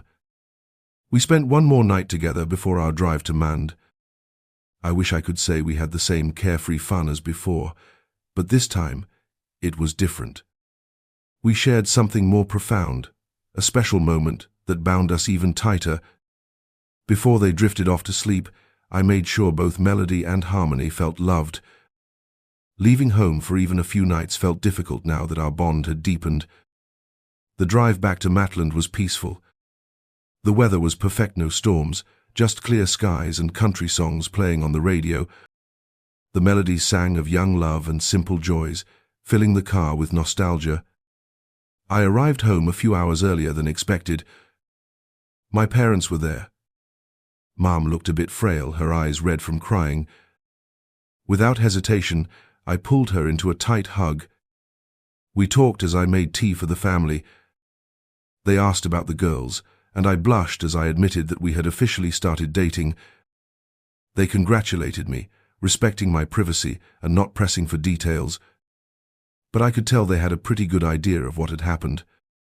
That night, I slept in what used to be Kim's room, now a neatly arranged guest space. My dad had converted my old room into his office. Before sleeping, I had a brief Skype call with the girls. They told me they were still sleeping in my room and loved how it smelled like mate, made them feel like I was still there with them. At around 6 a.m. the next morning, I woke up and pulled on a pair of comfortable shorts and a t-shirt before heading downstairs. Dad was already up, reading the Saturday paper. We chatted for a few minutes, and I learned that Mom was still asleep. I sent a quick morning text to my friends. "Good morning, everyone. Hope you slept well. Call me when you're up." Then I turned to Dad with a suggestion. "How about I head into town to grab coffee and some breakfast for all of us?" He nodded in approval, thinking it was a great idea. With that, I hopped into my truck and drove off toward town, the sun rising behind me, promising a new day ahead. 15 minutes later, I stepped into a well-known cafe, a local favorite buzzing with the morning crowd. The sign above the entrance read, Mand Central. After ordering breakfast, I settled into a corner table, scrolling through my phone as I waited. Melody and Harmony hadn't responded to my earlier messages, so I shot them another text, letting them know I'd be calling in a few hours, once I finished preparing breakfast for my family. Just as I was about to put my phone down, it buzzed in my hand. A message from them popped up, along with a picture, both of them bundled under a blanket, their faces peeking out with sleepy smiles. "Got it. We love you, bestie." It read. I chuckled at the image, warmth filling my chest, but my amusement was short-lived. Just a few steps away from the cafe, his voice rang out behind me. "Hey, where do you think you're going?" he shouted. "I'm not done with you yet, and you don't get to leave until I say so." He nearly bristled as he hurried to catch up, now emboldened by the fact that my so-called protectors weren't around to intervene. "You're in my territory now, and you'll do as I say." His words dripped with the arrogance of a man who believed power came from intimidation. He was talking about William and Martha, the ones who had been a thorn in his side since the beginning. I turned toward him, tilting my head slightly, observing the way he carried himself. He seemed almost detached from reality, grasping Carol's hand tightly, with Mackenzie standing just behind them, arms crossed in a defiant stance. Though I didn't want to escalate things, I knew I had to say something, at least for the sake of the video. Taking a deep breath, I forced the words out. "Listen, Stephen, I don't want any trouble. If you want to hear it straight, you won. My wife and my daughter chose you. I lost. And right now, all I want is to get as far away from all of you as possible." I let my gaze flicker toward Mackenzie, feeling a deep ache settle in my chest for everything I had lost in less than a year. "Somehow, you took away one of my proudest moments and twisted her into someone selfish and calculating." My voice was even, but the pain was evident. "As she grows up, She'll wonder why she's had so many boyfriends who never stick around for more than a few months. My words hung in the air, and for a moment, Mackenzie's arms dropped to her sides, her complexion paling slightly, just like her mother's inside the cafe. She'll question why her friends only show up when they need something, why they ignore her when she actually wants to talk. Dr. Morrison chuckled, a condescending sound that made my stomach turn. "You're a fool," he scoffed. "My daughter will have her pick of any guy she wants, and she can date whoever she pleases for as long as she wants. As for friends, she has more now than she ever did when she was with you. She's not selfish. She's confident." He stepped closer, lowering his voice to a near whisper. "And it's all because of me." I shook my head. He had no clue what fatherhood truly meant. To him, being a dad was about looking good in public, about simply existing in the same space as his child, without actually doing the work. I doubted he ever thought about the effort it took to truly support Carol as a mother. What worried me more was the thought that, when things didn't go his way, he might take his frustrations out on Carol or Mackenzie. It was tragic, really. In some twisted way, his words had given Carol and Mackenzie a rare moment of courage. When he mentioned privilege, Carol had flinched ashamed of her daughter's behavior earlier that day. She finally turned to look at me, her gaze sweeping from my casual shorts and t-shirt down to my flip-flops, an old truck parked across the street. Shaking her head, she let out a short, mocking laugh. "You talk about behavior, but maybe you should focus on how you present yourself. Look at you, Terry. It's not even been a year since our divorce, and you're already dressing like you pulled those clothes out of a dumpster. You're still driving that rusty old truck." She scoffed, crossing her arms. "I bet you don't even have a job.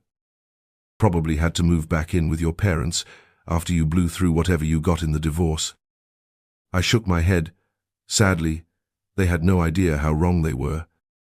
Dr. Morrison jumped in, immediately siding with Carol. "Oh, so you're that much of a loser that you wasted all your money," he remarked with a smug grin. "I sure hope that money didn't include my daughter's college fund," he added, feigning concern as he shook his head in mock disappointment. "Apologies in advance, but your parents must be ashamed to have you as their son. No wonder my girls left you for me," he continued, his words dripping with cruelty. I growled in response, my patience thinning. "My parents have nothing to do with this. And for the record, that money isn't yours or hers. What I do with it is my business," I said firmly, trying to maintain my composure. But they didn't notice her. Maybe they just didn't care that my anger was rising. "Oh, you think it's not, kid?" he barked, stepping closer, his voice rising in frustration. It was ironic how he called me a kid when he had to tilt his head back just to meet my gaze.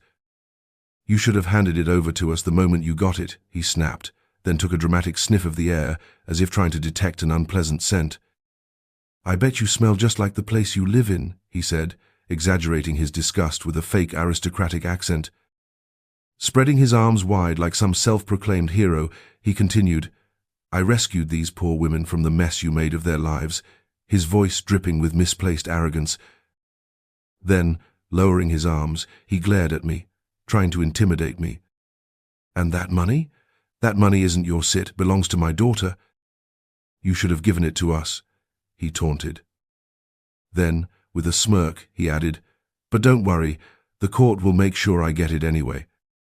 He was referring to his recent legal attempt to sue me for the college savings I had put away for Mackenzie. But the court had ruled in my favor. Since Mackenzie had chosen to remain under my guardianship, and since I was the only one who had ever contributed to the account, he had no claim to it. My grip tightened around the paper bag holding my breakfast, and my other hand clenched around the coffee tray. The longer this went on, the angrier I became. This pathetic excuse for a man was nothing but a bully, and I knew exactly what he was trying to do. And judging by his expanded waistline, he had certainly indulged, since I last saw him at the hospital nearly a year ago. I took a deep breath and met his gaze again. Carol had gone pale.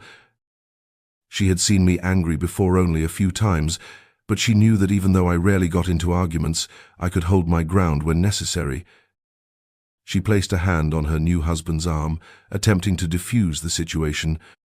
"Stephen, sweetheart, let's just leave this alone. He's already upset about losing Mackenzie and me," she said softly, hoping to calm him down.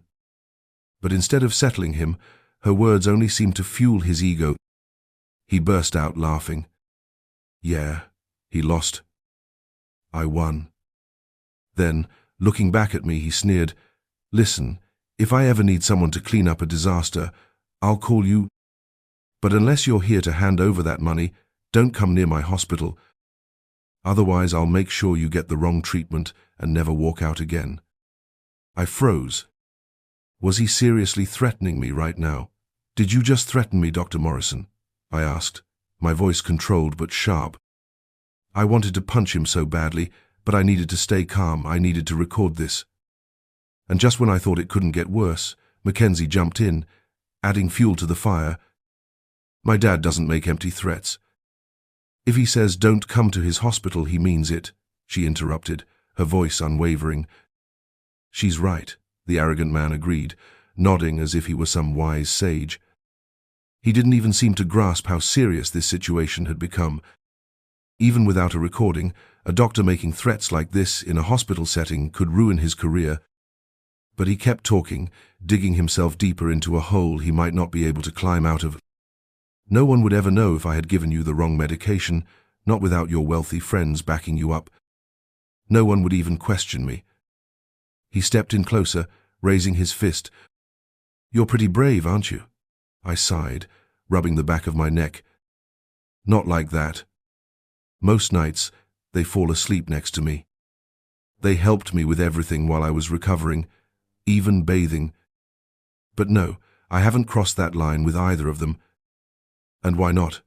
I looked at her and answered sincerely, "Because I'm just a guy, and having two incredible women in my life like this, it's complicated." Kim waved off my concern with a playful scoff. "Listen, those two girls, they really, really like you. I saw the way they looked at you, the way they touched you. They knew you were confused, which is why they brought it up. If you could date both of them and they were okay with it, who could really say no? The world today is pretty accepting, anyway. A part of me liked the idea of being with two beautiful sisters. Many nights, I fell asleep imagining what life would be like lying close to them, all of us wrapped up together in bed. I don't know, Kim. I just don't know. It feels like, come on, man, I can see it on your face. You're thinking about being with both of them, aren't you?" I felt my cheeks heat up. Kim had a knack for reading me like an open book. I won't deny it's something a lot of guys would dream about, but still, Terry, what's going on here isn't just some passing fancy. I can see it in their faces, in their eyes, and even in yours. This isn't just a bit of harmless affection. You're genuinely starting to love both of them, aren't you? I paused, looking down at my drink. "Yeah. You need to do something about this. I know you're feeling conflicted about Carol and Mackenzie, but I bet they feel the same way about you. So Terry, please, make a move." I stole a glance at Kim and took a sip from my glass. "Kim, I'm scared. I don't want to lose either of them. I'm not sure they even realize how much they both mean to me. We do everything together when we go out, when we stay in, it's all the same. I don't want to mess this up. It feels like such a huge risk." Kim chuckled softly. "My poor, clueless friend. You really like them, don't you?" For the first time, I allowed myself to smile. "Yeah, I guess I really do." Saying it out loud to Kim felt right. "Listen, Terry, let me give you some sisterly advice. You need to act on this. If I'm right, and I usually am, they won't wait around for you forever." "What do you mean?" "Let's just say I have a feeling they'll be making the first move soon, and you might not even see it coming when they do." She gave me a knowing smile. We continued talking about the girls for another 10 minutes, before Paul arrived to pick Kim up. Her husband made sure she got plenty of sleep ever since she became pregnant. So we said our goodbyes and headed inside. Downstairs, my sisters, Melody and Harmony, were waiting. They were dressed in loose, soft cotton nightgowns. I noticed they weren't wearing bras. They hugged Kim and Paul goodnight before turning their attention to me. Pulling me towards my room, they helped me onto the bed before climbing in on either side of me. "Good night, Terry," Harmony whispered, her voice soft. She leaned in, pressing a gentle kiss to my lips. "Good night, Terry," Melody echoed, following suit with a similar delicate kiss. The next morning, I woke to find Melody resting her head on my shoulder, breathing softly, as if any movement might disturb her.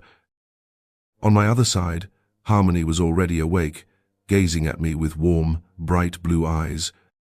"Good morning, sleepyhead," she murmured with a smile. I smiled back, and the sound of my voice stirred Melody from her slumber. "Terry, we need to talk to you," Harmony said. "Yeah," I answered, suddenly alert. Melody lifted her head from my chest and sighed before speaking. "Last night, when we came inside with Paul, we accidentally overheard your conversation with Kim about us. Suddenly, I was wide awake, embarrassment creeping up my spine. I wanted to pull away, but Harmony stopped me, while Melody kept me in place on the bed. "Sorry for eavesdropping," she said gently, "but Kim was right. At first, we were both just interested in you. You were the one who saved us. But as the months passed and we got to know you better, our feelings deepened into something beyond mere friendship. There was an undeniable connection between the three of us, something special that neither of us could ignore. When Kim brought up the idea of dating you together, we realized that we felt the same way drawn to you because of how you treated us, how you made us feel seen and valued." Melody spoke up, her voice steady yet warm. "After overhearing your conversation with Kim and seeing your hesitation, we decided it was time to be upfront with you.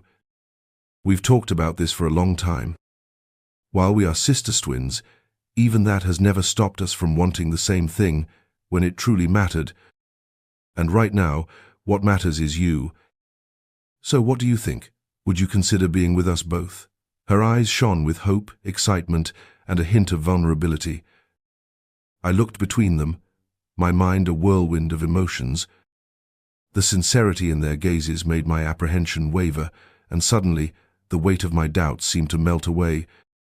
They were smiling, moving closer, as if our bond had already been sealed in unspoken understanding. "But how would this even work for all of us?" I asked, my voice betraying my confusion. Melody chuckled, nudging Terry playfully. "Oh, don't overthink it. You're just a guy worrying about the logistics instead of letting things unfold naturally," she teased, her laugh light-hearted. Terry stepped forward, her expression soft but resolute. "Melody and I have discussed this at length, and we're completely okay with sharing you. We've always looked out for each other, and that won't change. You also know that openness has never been an issue between us.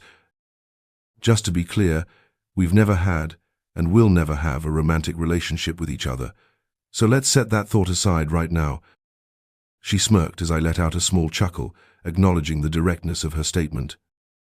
I had considered the idea before, but only as a fleeting thought, a dreamlike notion too unreal to take seriously. But here they were, standing in front of me, offering something extraordinary. "We genuinely want to love you together," Melody continued, her voice full of conviction. "If we decide to take this step, we're ready to see where it leads. But you would be our priority, always."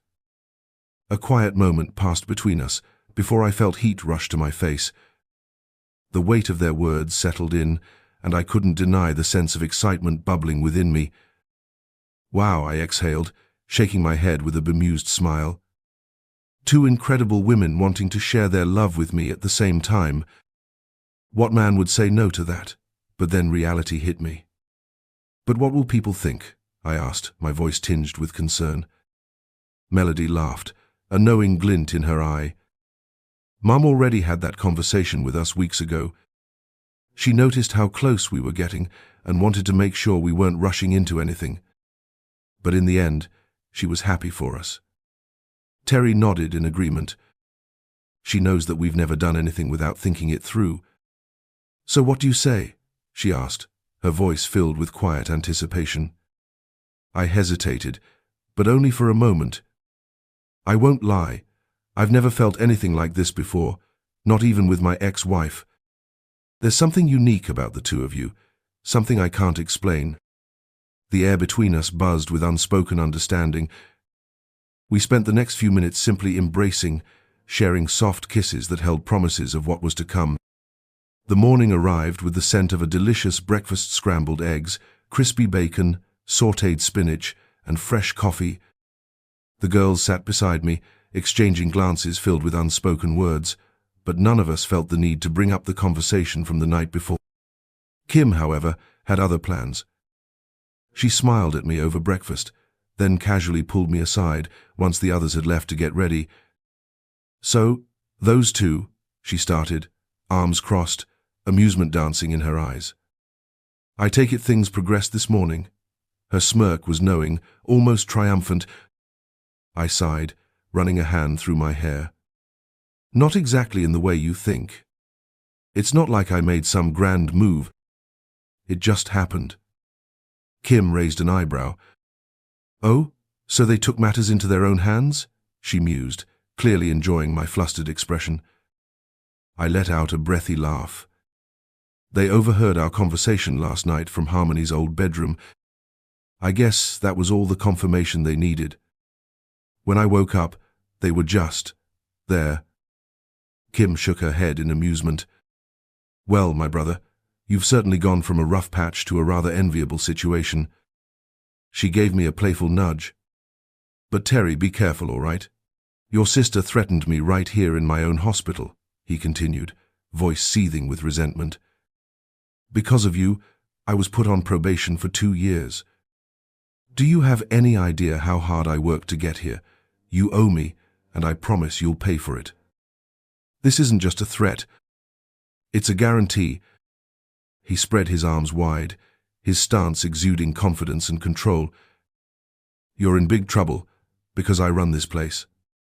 And you're just a plumber. No one cares about you unless... He paused, glancing at the two women standing behind him, then suddenly spun back around, knocking the coffee tray from my hands. The steaming liquid splashed over me, soaking my shirt. He grinned smugly and turned away, calling over his shoulder, Come on, ladies. Let's leave the plumber where he belongs.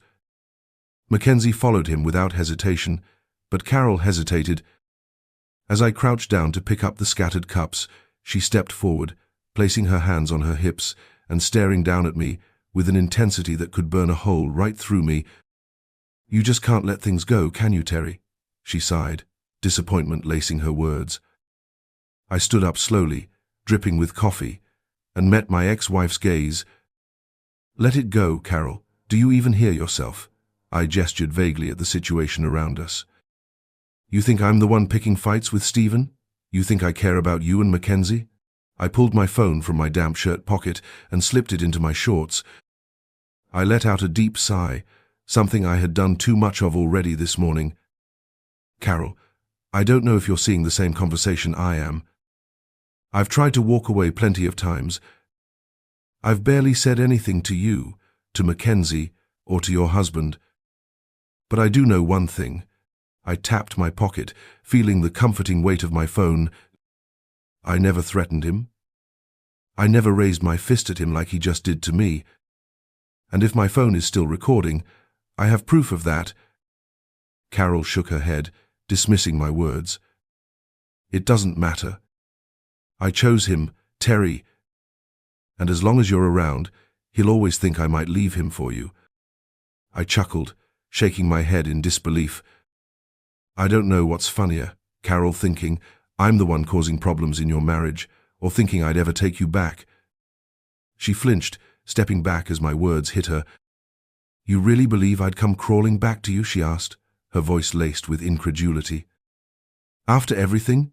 Do you think I'd welcome back someone who treated me like garbage? I exhaled sharply and waved her off. Go, Carol. Just go.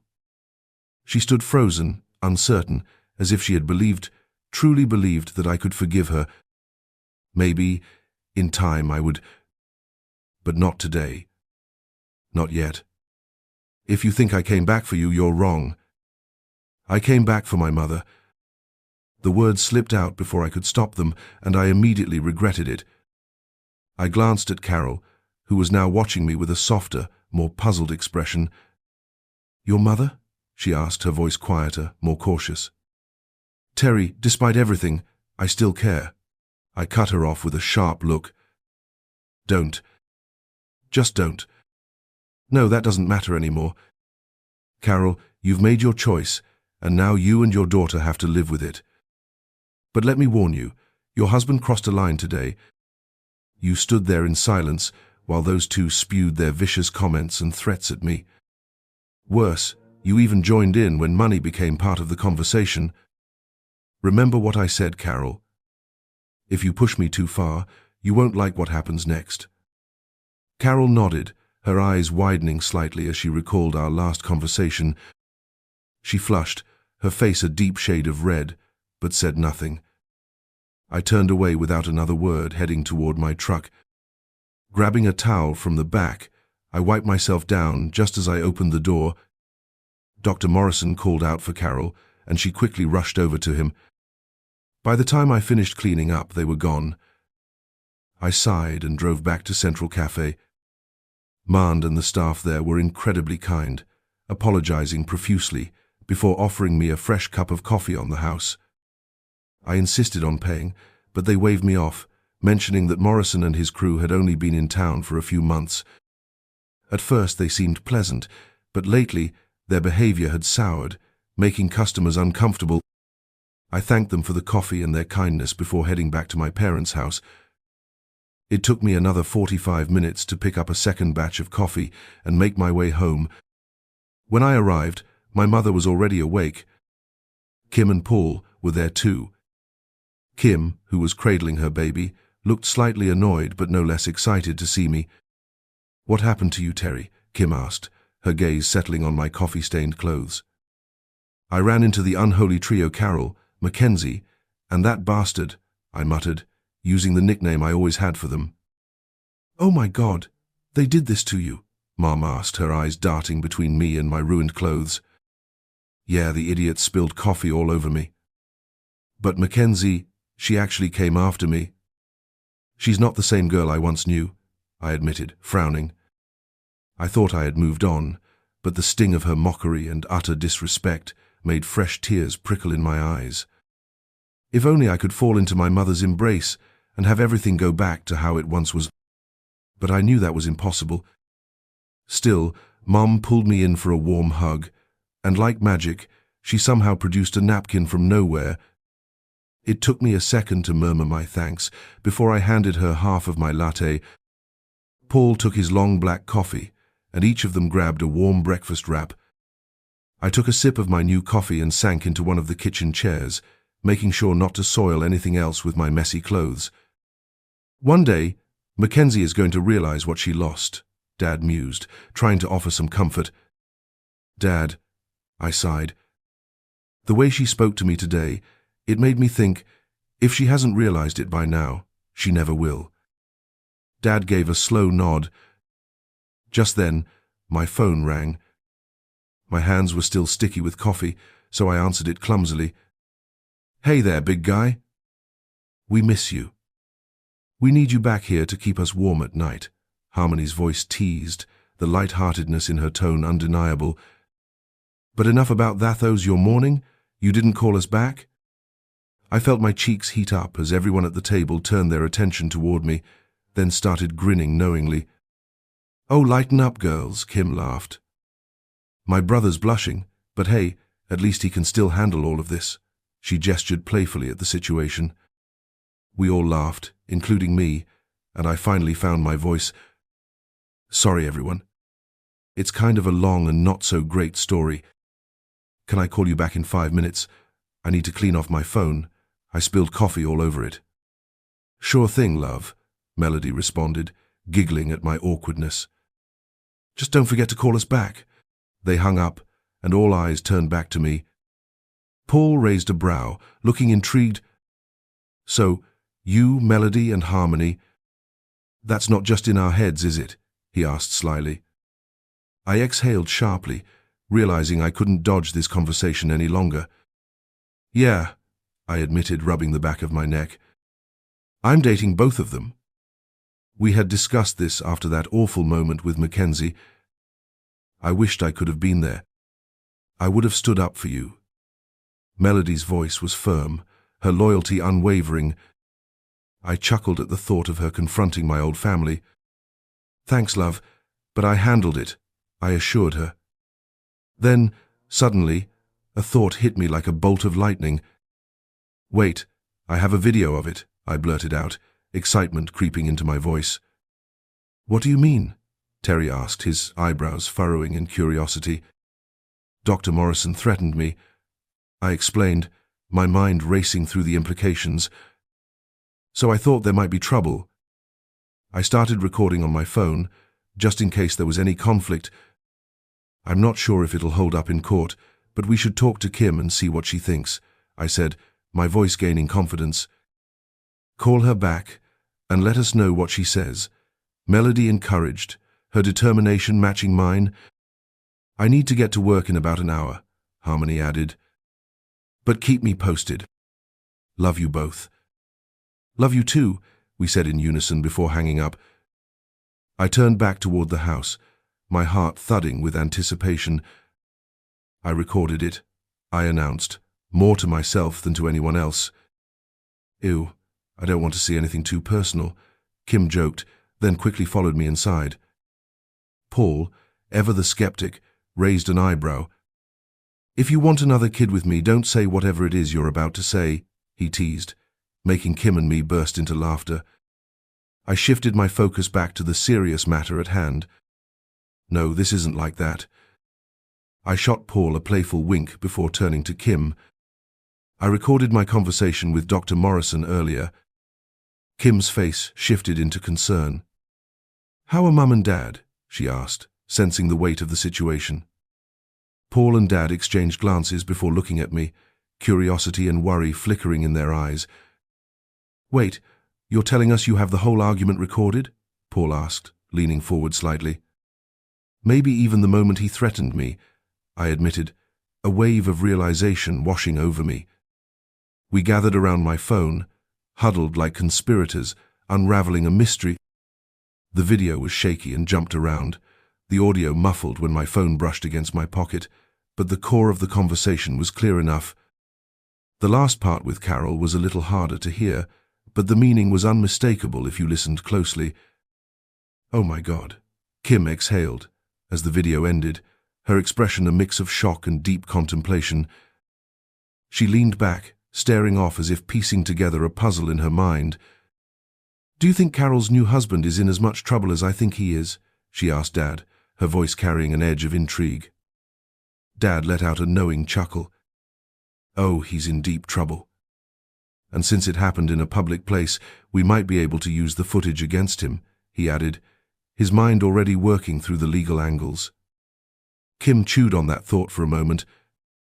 There might be a complication since Mackenzie is a minor, but I'll look into it, she said, the glint of determination flashing in her eyes. Morrison's threat about you going to the hospital alone could cost him his medical license if this gets out. And saying he'd make sure you never left the hospital, that could land him in prison, Kim continued, her lawyer instincts kicking in. And what about Mackenzie? I asked, my voice betraying the worry gnawing at me. I want her out of my life after everything she's done, but I don't want her to be in serious trouble either. Kim sighed, considering the implications. I don't know, Terry. She's still a minor, but turning a threat into a promise? That's serious. I nodded, the weight of the situation pressing down on me. I need to think about this. She may have done terrible things, but she was once my daughter, and she's still your niece, I murmured, my voice laced with uncertainty. Kim's gaze softened. I get it, but remember what you said about Carol. She made her choice. We continued discussing the situation for a while longer, before I decided to call my girlfriend and fill her in before Harmony left for work. I'll send the video in the morning. That way, we can all watch it together and figure out the next step, I told them. For the rest of the evening, I focused on Mom. She was recovering from her first round of cancer treatment and was completely drained. Paul and I took over the household chores. Dad didn't have time for between caring for Mom and working full-time. It was a quiet, heavy night, but we were together, and for now, that had to be enough. The afternoon sun dipped low as we sat together, reminiscing about childhood memories, sharing laughter over the stories Kim and I had lived through. Mom chuckled, recalling the tales we had recounted at Delot a few months ago. It felt good, grounding, to be a family in those moments. Later that night, before heading to bed, I called Melody since Harmony was working. We talked for about an hour, not about anything significant, just the comfort of conversation, the kind that feels effortless and familiar. Sunday was approaching, and I planned to go to church with my parents. Afterward, we would gather for a meal of fish and chips, a family tradition, spending time together before I had to drive home early Monday morning to prepare for work on Tuesday. Going to church was refreshing. I met some people I hadn't seen before, while others expressed sympathy for what had happened with Carol and Mackenzie. A part of me worried about how people might perceive my feelings for both Melody and Harmony, but nothing was said, and I left without incident. Still, I knew I needed to talk to someone about what God might truly think of my feelings at lunch. As we sat around the table, I was reminded of how incredible the local fish and chips place was. Eating with Dad, Paul, and Kim, I savored every bite, especially the fresh calamari. The flavor was perfect, and I was satisfied as I took the last bite from my plate. Then, a knock at the door broke the moment. We weren't expecting anyone, and a strange sense of unease settled over me. When I saw who was outside, my stomach tightened. It was Carol and Mackenzie. Carol's face was marked with sadness and apprehension, while Mackenzie radiated anger. A small relief washed over me, noticing that Dr. Morrison wasn't with them. For a moment, we all stood there, staring at each other in silence. Then, my father opened the door, his expression unreadable. He didn't waste a second. "What do you want, Carol?" His voice was firm but not cruel. "After the way you treated Terry yesterday, I'd think this would be the last place you'd want to be." Carol hesitated, hands trembling slightly. "John, please." Her voice was softer than usual, a hint of something Gret, maybe. Number 0.5. "Terry said something yesterday, and I saw something in his eyes. I don't want you to think I don't care." Dad cut her off before she could continue. "Forgive me, Carol, but I don't believe you. The way you and Mackenzie treated Terry yesterday was unacceptable. I have never witnessed such disrespect towards someone you once claimed to care about." Carol opened her mouth as if to protest, but Dad shook his head, stopping her again. "You don't have to say anything, Carol. Terry has everything on video. We saw exactly what you, Mackenzie, and your new husband did. Frankly, I'm embarrassed we ever called you family." John, my father, glanced at me briefly before turning back to Carol. "Terry mentioned something was wrong, but he wouldn't tell me what. So we came to see if we could fix things." Carol's voice carried an attempt at sincerity, but Dad wasn't swayed. "It's too late for kindness now, Carol." His expression hardened, his voice final. "There's nothing you can do to fix this. The truth is, you are no longer part of this family, and you haven't been for a long time." Carol's eyes widened, her lips parting as if to argue, but Dad pressed on.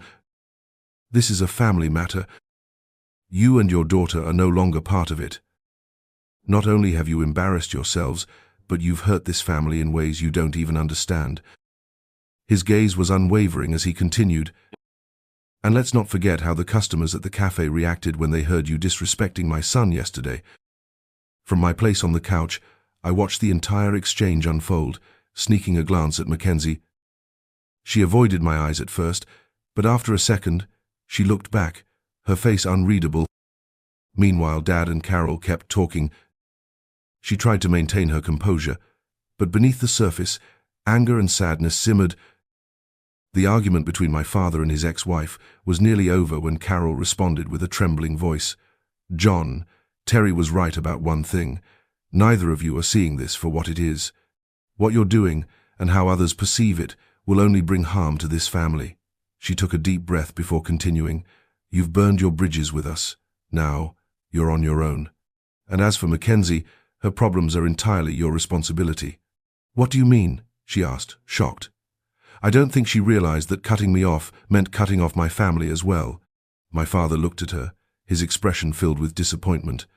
"Your daughter, Mackenzie, looks up to her grandfather, and yet she's heading down the wrong path. If you don't help her overcome this selfishness and lack of respect that your husband has encouraged in her, she will end up completely alone." Mackenzie, feeling attacked, shouted, "That's not fair, Pa." "Fair?" My father's voice was firm but calm. "Mackenzie, I saw the video. I saw how you treated the man who raised you. It disgusts me." Ed, furious, interjected, "All my son ever did was love you, and yet here you are, turning your back on the very people who cared for you. Look at you now, all dressed up in expensive clothes, surrounded by shiny things. Are you truly happy? Are you willing to trade who you are for things that don't even matter?" Carol's face flushed with shame, her eyes dropping to the floor. Meanwhile, Mackenzie turned to me, attempting to regain my attention. She lifted her chin slightly, the arrogance she once carried slipping back into place. "Yes, but these," she gestured toward her outfit, her posture stiff with pride, "these are things that no plumber could ever provide." She stared at me with a cold defiance, as if daring me to challenge her words. "My father takes me to beautiful places, gives me gifts. I don't have to dig in the dirt or clean toilets just to survive." My father's face darkened. "Mackenzie, let me remind you, I also dug in the dirt. I also cleaned toilets. Does that mean you think of me as something disgusting? Am I less of a man because of the work I did?" Mackenzie hesitated. Her confidence wavered.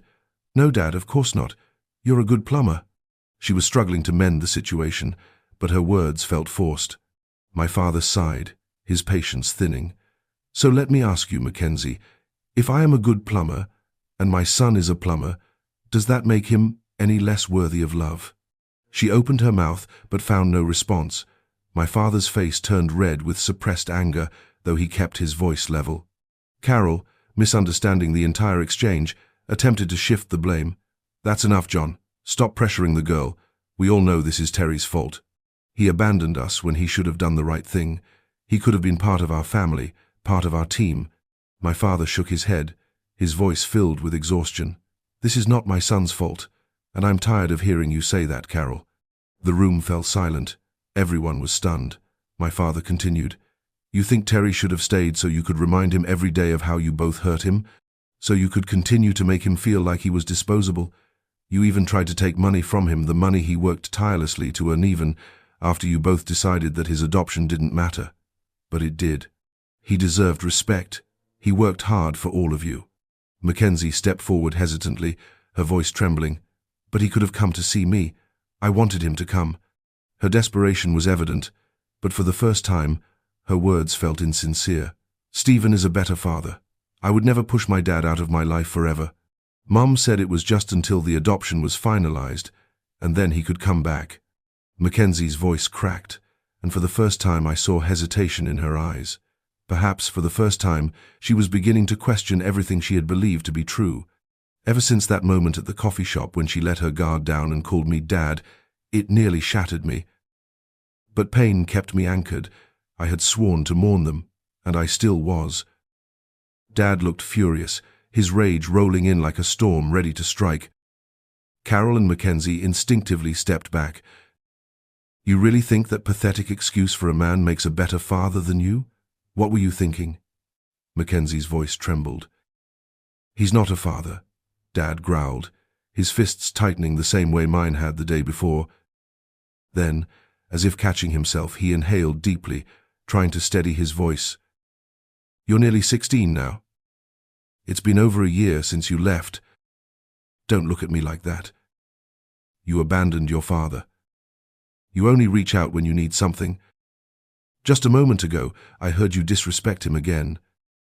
You called my son a terrible father, and yet here you are, praising this new doctor, your mother's new husband. But did either of you stop for a second to check on Terry? His gaze swept over them, sharp and unyielding. You both have your new family, but who does Terry have? He asked. Mackenzie hesitated before replying. He has you, Dad. He has Mom.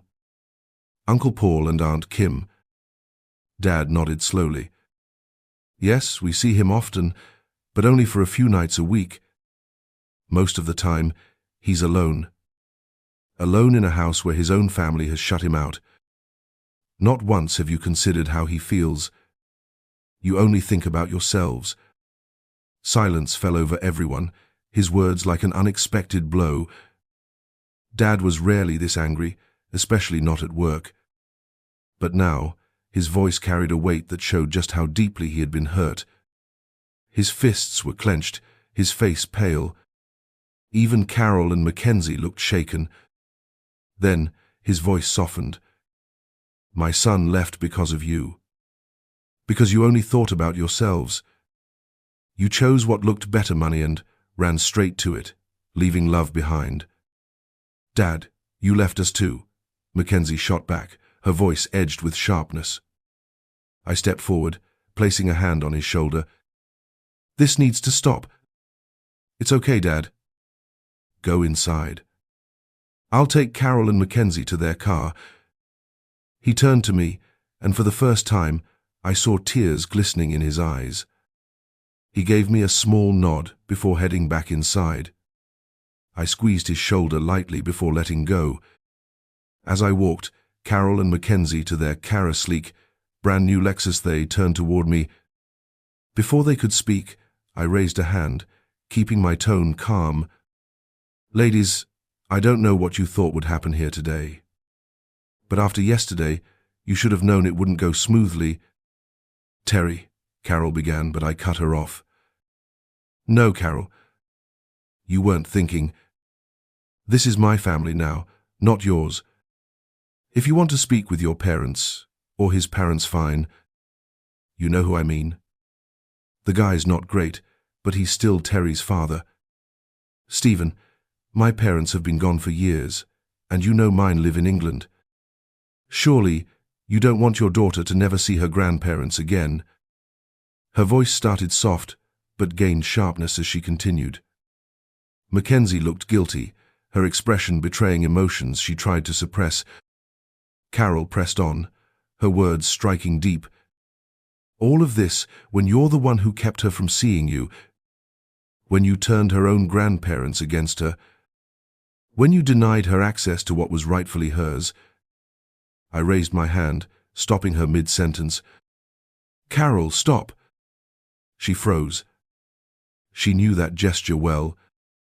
I rarely used it, only in moments when I knew nothing good would come from continuing. Even when we were married, and things were at their best, that simple movement had always been enough. Now I kept my voice steady. You're doing it again. Shifting blame instead of taking responsibility for what you did. I looked back at someone from my past. My daughter Mackenzie hesitated before speaking, her voice trembling slightly. Dad? She said cautiously. What's your name? I asked. Mackenzie, Dad. You know that. She frowned, confusion flickering across her face. What's your full name? I pressed. She hesitated, her lips barely moving before she whispered, Mackenzie Rossi, Morrison. She glanced downward, avoiding my gaze. I nodded slowly, repeating, Morrison. Then, I shifted my attention toward Carol. So, you see, I continued, her last name is Morrison. Not anything else. My voice carried an undeniable edge of bitterness. Mackenzie's expression tightened, her lips pressing together as if holding back words she wasn't sure she wanted to say. Carol, on the other hand, attempted to interject. Terry, we never wanted to hurt you, she started, but I cut her off. Yes, you did. You both knew exactly what this would do to me. But you thought I'd just get over it. My voice was sharp, my pain evident. Mackenzie's shoulders slumped, and her eyes shimmered with something unspoken. She just wanted her dad, Terry? Do you know she cried for you every single night that first month? Carol's tone was heavy, as if she were trying to place some kind of blame on me. A flare of anger rose in my chest. No, Carol, I didn't know that. And do you know why I didn't know that? I asked, my voice tight with restrained fury. She looked down, already anticipating my answer. Because I wasn't allowed to know, I said, my voice low but filled with raw emotion.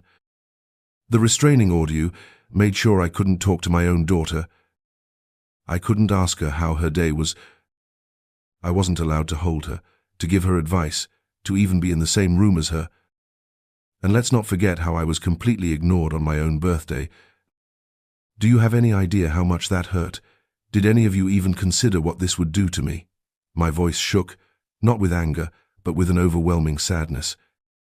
Carol shifted uncomfortably, but I wasn't finished. That day, the way you both acted it was deliberate. It was calculated to hurt me in the worst way possible. And it did.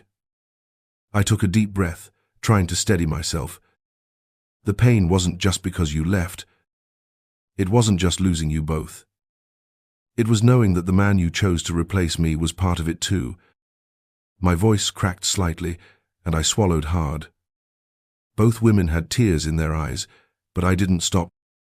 The last time we spoke, I told you both you broke my heart. And guess what? It still hurts. The only way I've been able to deal with it is by staying away from the pain you caused. And even now, even standing here talking to you, it's almost too much.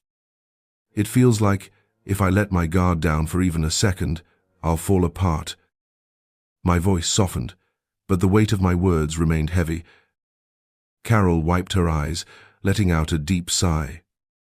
But Terry, what do you want? She asked quietly. Before I could answer, Mackenzie's voice cut in, her words tumbling out quickly. But Dad, I still love you. She blurted out, her eyes pleading with mine. I turned to her, my heart aching at her words. Mackenzie, I said slowly, your idea of love today doesn't match what it was yesterday. My tone was gentle but firm. You say you love me now, but yesterday? That was a different story.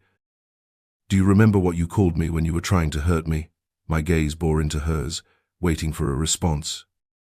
Mackenzie stared down at her feet, silent. Do you remember? I pressed. After a long pause, she nodded, barely whispering, yes. Say it, Mackenzie. What did you call me? I asked, my voice stronger this time. She hesitated, then stole a quick glance at me before looking away again, as if something on the ground was suddenly fascinating. You called me an idiot, I said for her. But right now, you're calling me Dad, telling me you love me. Do you understand why that's confusing? I exhaled sharply. Mackenzie's eyes shimmered with regret, but I wasn't done. Today you say you love me, but yesterday you shouted my name with anger. You even threatened me. You told me it was okay if something bad happened to me. My voice dropped, thick with emotion. But Dad, that was, she started, but then she trailed off, realizing that no excuse could justify it. Carol sighed, speaking on her behalf. Terry, what do you want? I couldn't just stop seeing my daughter. My eyes burned as I glared at my ex-wife Carol. Now you're just as guilty, aren't you? I said, my voice laced with bitterness. I bet you feel awful, but yesterday you were right there, standing by our daughter just like that terrible man you now call your husband. Mackenzie gasped at my words, her face twisting with emotion. You both did this, and it hurt me more than I can even put into words. And yet, neither of you seemed to carry an ounce of true remorse. I paused, studying their expressions, searching for something that might tell me I was wrong. But the silence that followed was deafening. I turned my attention to Mackenzie. So tell me, what happens the next time I see you? Will I still be the fool, or will I actually get to be your father? My voice was rough, strained with frustration and loss. Tears spilled down Mackenzie's cheeks as she whispered, "You'll be my dad." The weight of her words hung between us, but I wasn't sure if she was crying out of guilt or because she was finally being forced to confront the reality of this mess. "Broken trust is hard to repair, you know that?" I said, my voice softening just slightly. "It takes time, and right now I feel miles away from trusting you again. I won't lie, I still care about you. But that care is buried under layers of hurt and anger. The things you said yesterday, the way you backed up those threats, it makes it hard to heal. And if things don't change, that care will fade altogether." Mackenzie sobbed openly now, but I couldn't let myself fall into the trap of comforting her. "Not yet." I turned back to Carol. "And you, Carol? What do you expect from me next time?" My words were sharp, my patience hanging by a thread. She hesitated, then Terry exhaled heavily beside her. "I never thought it would get to this point. But maybe we need to sit down and talk this through at some point. This is all just a mess." I let out a dry laugh. "Sorry, Carol, but there won't be any discussion tomorrow morning. I'm going back to my life. My new life." They both stared at me, but I wasn't about to hand them any more details. For once, I was holding the cards. I finally have a chance at happiness, and I'm going to take it. Mackenzie's tear-filled eyes locked onto mine, full of uncertainty and questions she wasn't sure she wanted answers to. "Do you have a new girlfriend?" she asked, her voice small. I let out a short laugh. "That's none of your business, Mackenzie. Just like I don't ask about every detail of your life. But if you must know, you're here today for family matters, not to dig into mine." I shot a look at Carol. "Isn't that right? Or was there another reason for this visit?" Both of them averted their eyes, their guilt practically radiating off of them. I shook my head and chuckled under my breath. "I thought so. Now listen, ladies, I think this conversation has reached its natural end. If we keep going, it'll probably turn into a discussion about money. And let me tell you right now, that is a conversation none of us want to have. So let's do ourselves a favor and walk away before things get even worse." Carol sighed, rubbing her temples. All right, Terry. But you know this isn't over." Her gaze locked onto mine, a mixture of expectation and veiled threat lurking beneath the surface. I held her stare, unflinching. "I know, Carol. But let me remind you of something. Yesterday, you pushed me too far. And if you keep going down this road, you're not going to like what happens next. Consider that your warning." Carol's face tightened, frustration flashing across her features when she realized she wasn't getting the reaction she wanted. "You know Stephen will hurt you. You won't get anything out of this." I exhaled slowly, shaking my head. "I'm just trying to save you from losing your dignity before it's too late. Trust me, it's better to walk away now rather than end up miserable and regretting that you didn't take the kindness I offered while you had the chance." Carol laughed sharp, quick, and humorless. This woman could flip her emotions on a dime, and I couldn't believe I'd ever missed that before. Mackenzie stood frozen, looking trapped between us. A part of her seemed truly sorry, ready to make amends, but she was also scared of what this confrontation meant for the future, scared of taking a side. And for the first time in a long while, I felt like I had the upper hand. Carol's mother stared at me, her gaze sharp and questioning, as if trying to decipher why I was smiling instead of reacting to her threats. I turned my attention to Carol, my ex-wife, once the keeper of my heart, now the architect of my betrayal. Every word of hers had chipped away at the love I once had for her. Her face had paled, but I wasn't here to inflict pain. I wanted her to understand the emotions and reasoning behind what I was about to say. There was fear in Carol's eyes as she looked at me, and beside her, Mackenzie stood frozen, barely daring to breathe. I was no longer the man she had walked away from. I had endured more physical and emotional agony than she could ever comprehend. But the worst part wasn't the suffering, it was the relentless pressure from the three of them, pushing me, testing me. My voice rose as I made myself clear. Let me tell you something right now, so you can relay it to your husband. None of you truly know what I'm capable of. You insult me and act as if you possess dignity, but your threats are hollow, a reflection of your own bitterness. You claim you'll ruin me, but I don't think you fully grasp what could happen if you keep pushing Nati. I leaned in slightly, my words sharp and deliberate. So tell your husband to claim his victory, for both you and my daughter. I cast a glance at Mackenzie, who looked so small, so heartbroken. Even if trouble were to find you all right now, there's nothing I could do to help any of you. Then I turned back to Carol, my anger simmering just beneath the surface. This is the last time I will tolerate threats or cruel remarks without standing up for myself. I drew in a deep breath, steadying my emotions. So no, I won't wish you well. But I also won't curse you on your way out. I took a step back, signaling that our conversation was over. They stared at me for a moment, processing my words. Finally, Carol realized I was finished and grabbed Mackenzie's hand, leading her to the car. As she started the engine, Mackenzie rolled down the window, her eyes brimming with tears. "Dad, I'm sorry," she choked out. My heart twisted. Even after everything, I still loved her. I nodded, trying to stay strong. "I want to believe you, Mackenzie. But show me through your actions. Don't ever behave like you did yesterday again." "I'll try not to," she murmured. "Don't just try," I corrected firmly. "Make it real." "Goodbye," she whispered, then rolled up the window as the car pulled away. I turned and walked back inside, watching as they drove off.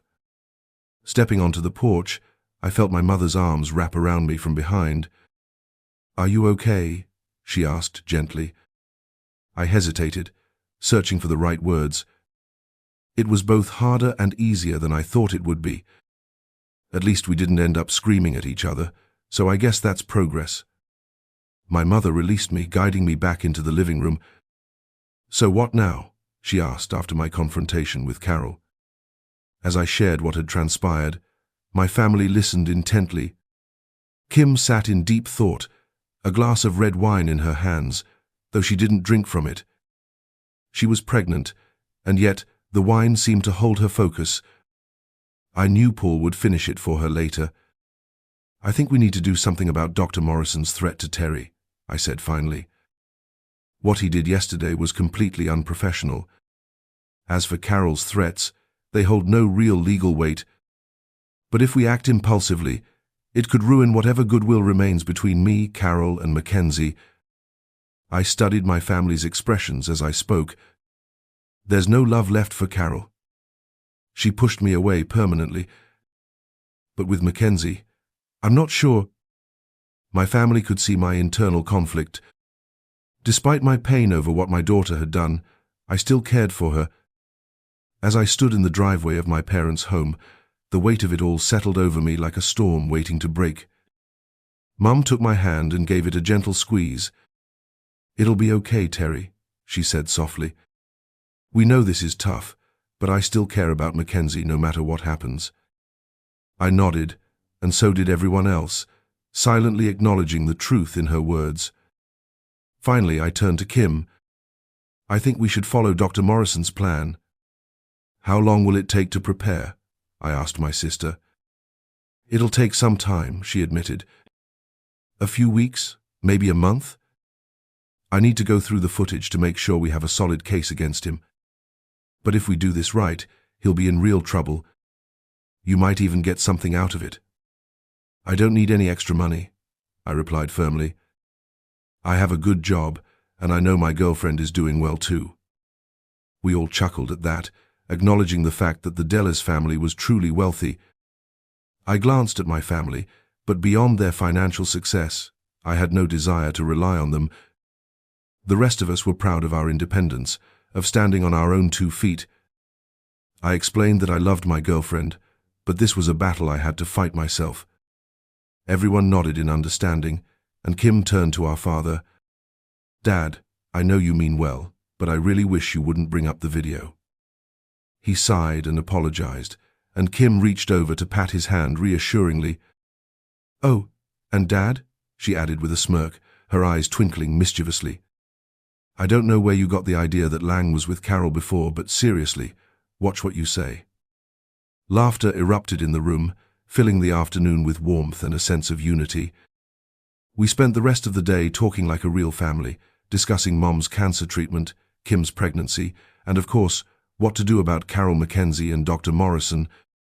Later that evening, my phone buzzed with a message from an unknown number. "I'll destroy everything you care about, loser. You're dead." "Do you hear me? Dead." My blood boiled. It had to be Dr. Morrison. Who else would send something like that?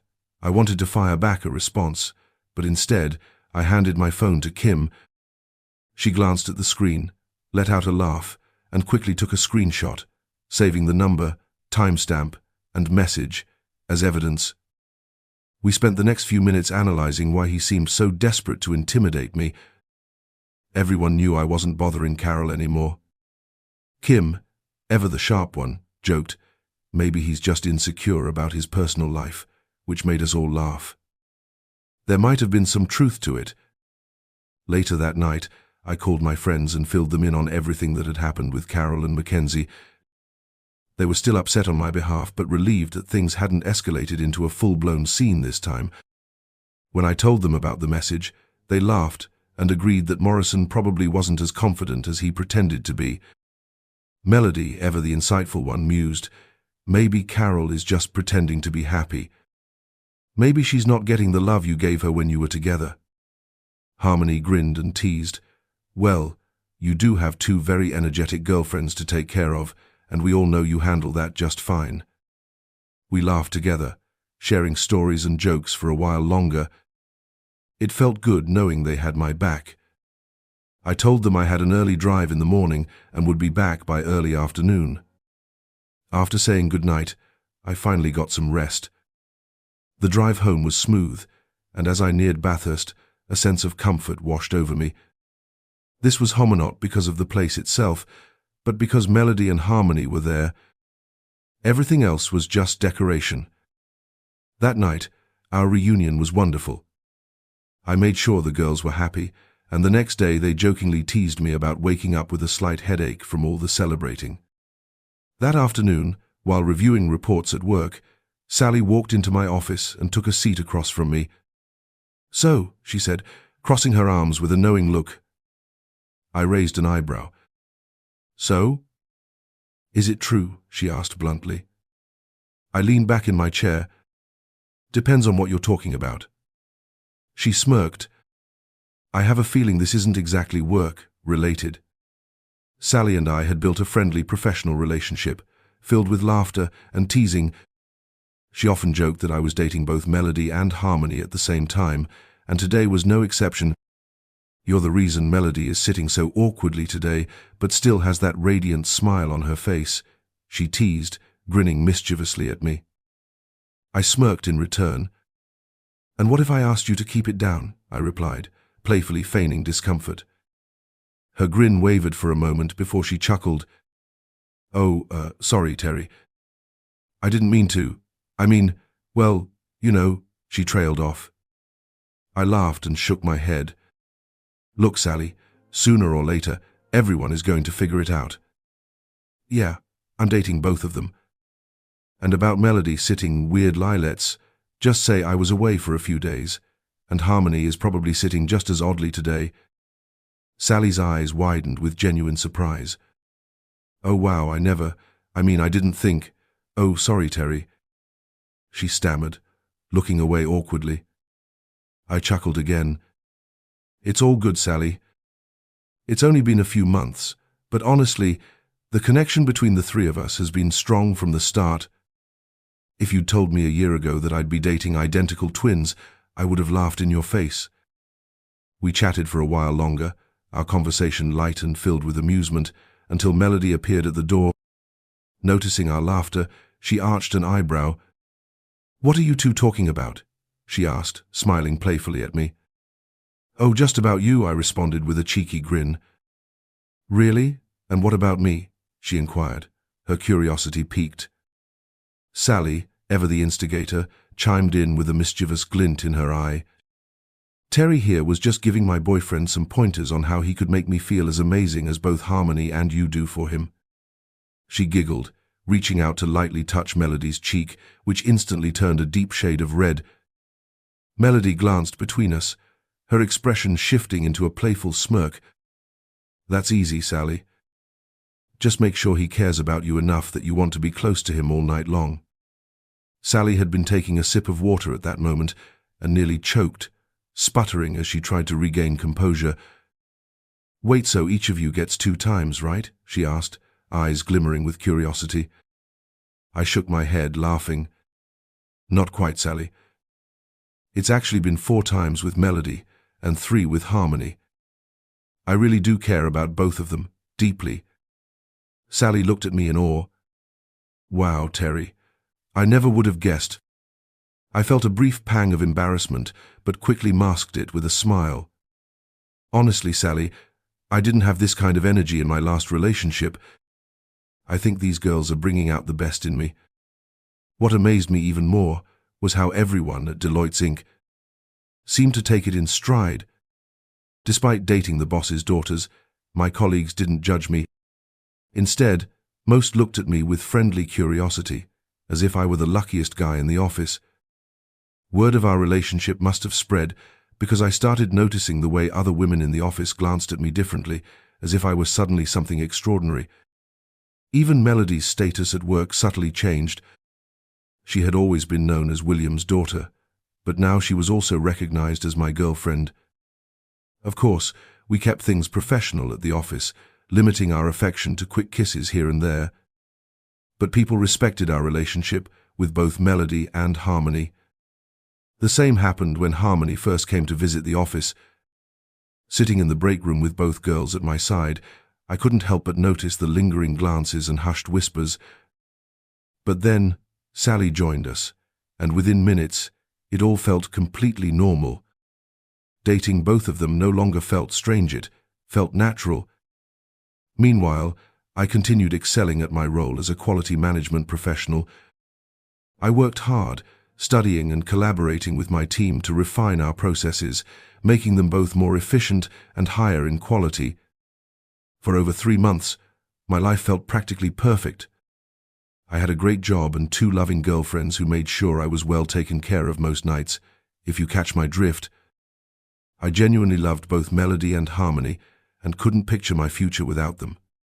Many people around the office and even in the town where we often dined and spent time together had grown accustomed to seeing the 3 of us as a close-knit group. Occasionally, a particular woman would say unkind things to us, but we never let it get under our skin. One day, I decided to buy her a cup of coffee despite her rudeness. The gesture caught her off guard and seemed to change her perspective. Later that afternoon, she approached us and, much to our surprise, joined our table. She expressed regret for her past behavior and entertained us with amusing stories from her youth, including tales of dating multiple men at once. It was a reminder that you truly can't judge someone without knowing their full story. The woman, Betty, even extended an invitation for us to visit her church in the coming weeks, hoping we could meet the community there. We smiled at her offer but made no promises. Meanwhile, my mother was going through another round of cancer treatment, and thankfully, things were looking stable. I hadn't traveled back home in months, but my sisters, Melody and Harmony, and I made sure to stay connected with our parents through video calls. At the same time, we had initiated legal action against Dr. Stephen Morrison, whom we referred to simply as Dr. Morrison, and the hospital he worked at. The video I had recorded outside the cafe that day was now part of the case. Kim, our legal ally, had gathered statements from witnesses who had observed what had happened, leading to Morrison being temporarily barred from the cafe. So far, only the paperwork had been filed. Kim informed me that since I was in another city and not facing immediate danger, the case could take up to 6 months before reaching court in land. The hospital acknowledged the lawsuit, but refrained from commenting on any disciplinary measures against Dr. Morrison. Kim suspected they were waiting to see how the trial unfolded before making any decisions. Given that he was a highly skilled surgeon, it was unlikely they would dismiss him without a solid reason. It was a Saturday afternoon, and Melody, Harmony, and I were sprawled across the living room floor, working on an enormous jigsaw puzzle, the kind that boasted 10,000 pieces, each seemingly identical yet subtly different in angle and shading. It was a challenge, but we were enjoying ourselves. As we discussed the possibility of visiting Betty's church, my phone rang. It was Kim. "Hey, sis. I've got some news for you," she said, her voice tinged with an urgency that made me sit up straight. "Hey, kiddo, what's up?" I replied, my tone light, trying to maintain the cheerful mood. But as soon as I heard her shaky breath, my heart dropped. Kim was not okay. I could hear it in the way she hesitated before speaking. "Terry, it's Mom." She was rushed to the hospital with severe chest pain. A heavy silence fell over the room. My sisters immediately stopped what they were doing and turned to face me, concern written all over their faces. Okay, put me on speaker," I said, my mind racing. I needed them to hear this too. I placed the phone on the coffee table, and the three of us huddled closer, hanging on to Kim's every word. Kim sniffled, clearing her throat before continuing. "A few hours ago, Mom wasn't feeling well. Then the pain got worse, sharp and unbearable. Dad called for help, and the doctor insisted she needed to go to the hospital immediately. Do you know if it was chest pain or lower abdominal pain?" Harmony asked, her instinct to assess taking over. "I'm sorry, Harmony, I don't know," Kim replied, her voice breaking. She was just days away from giving birth to her first child, and this was more stress than she should have been dealing with. "It's going to be okay, Kim." "I assume Dad is with her?" I asked, hoping to provide some reassurance. "Yes, but Terry, I don't know what to do," she admitted, her voice shaking with emotion. And then she cried. I wanted to call my sister and hold her in my arms. I could see the worry in my daughter Kim's eyes as she watched me. I assured her that I would make a few phone calls and head over to see Mom, Dad, and my sister. Thankfully, I had saved up enough vacation days to take a week off without any issues. We talked for a few more minutes before hanging up. The first call I made was to William, who was having lunch with Martha and a few friends. I needed to make sure that he could handle things while I was away for the week. Next, I called Sally to see if she could cover for me at work. Once that was sorted, I began packing my bags. A few minutes later, my girlfriend Melody walked into the room with Terry. "Harmony is coming with you," she said, motioning toward our friend. I turned to see Harmony nodding before stepping out of the room. Moments later, she returned with a bag in hand, ready to help me pack. Melody pulled me into a hug, and we talked for a moment. I wanted her to come with me, but we had a new vendor starting this week, and she needed to be at the office. Still, she understood that I had to go. And instead of resentment, all I saw in her eyes was love and concern for me and my mother. "All right, big guy, you need to finish packing," she said firmly. "I'm sure Josephine will be fine, but you and Harmony need to get going soon." She looked at me with warmth, then added, "I love you, Terry." In just 20 minutes, we had packed everything we needed and loaded the car for the long drive to Matland from BST. Despite the seriousness of the trip, it was comforting to have company. Harmony had already called her workplace and arranged for a week off before we had even left the city. During the drive, we stayed connected with Melody over the phone, which helped ease my nerves about the upcoming hospital visit. The one thing that stood out to me the most was how Harmony always kept her hand on mine, silently showing her support. She was there for me, and that meant everything. We arrived in Matland the following evening and headed straight to the hospital. Unfortunately, it turned out to be the same hospital where Dr. Morrison worked. I hoped we wouldn't run into him, and given that we were in a different section, the chances were low. Harmony called my dad to find out where Mum was. Once we parked, we quickly made our way inside to find them. Mom looked a bit anxious but not in too much pain. After hugging both of my parents, we settled in. Harmony picked up the chart at the foot of Mom's bed and glanced over it. She nodded a few times before smiling at Mom. "You're in good hands, Josephine. Your vitals are strong, and the tests should give us a better idea of what to watch for." "I'm on some strong pain medication, so I feel fine for now," Mum replied softly. "The doctor was just updating my oncologist. Hopefully, I can go home soon, if everything looks good." "That's wonderful, Mum," I said with relief. "Harmony and I are here all week, so if you need anything, we're happy to help." Dad gave me a grateful smile. "Thank you, son.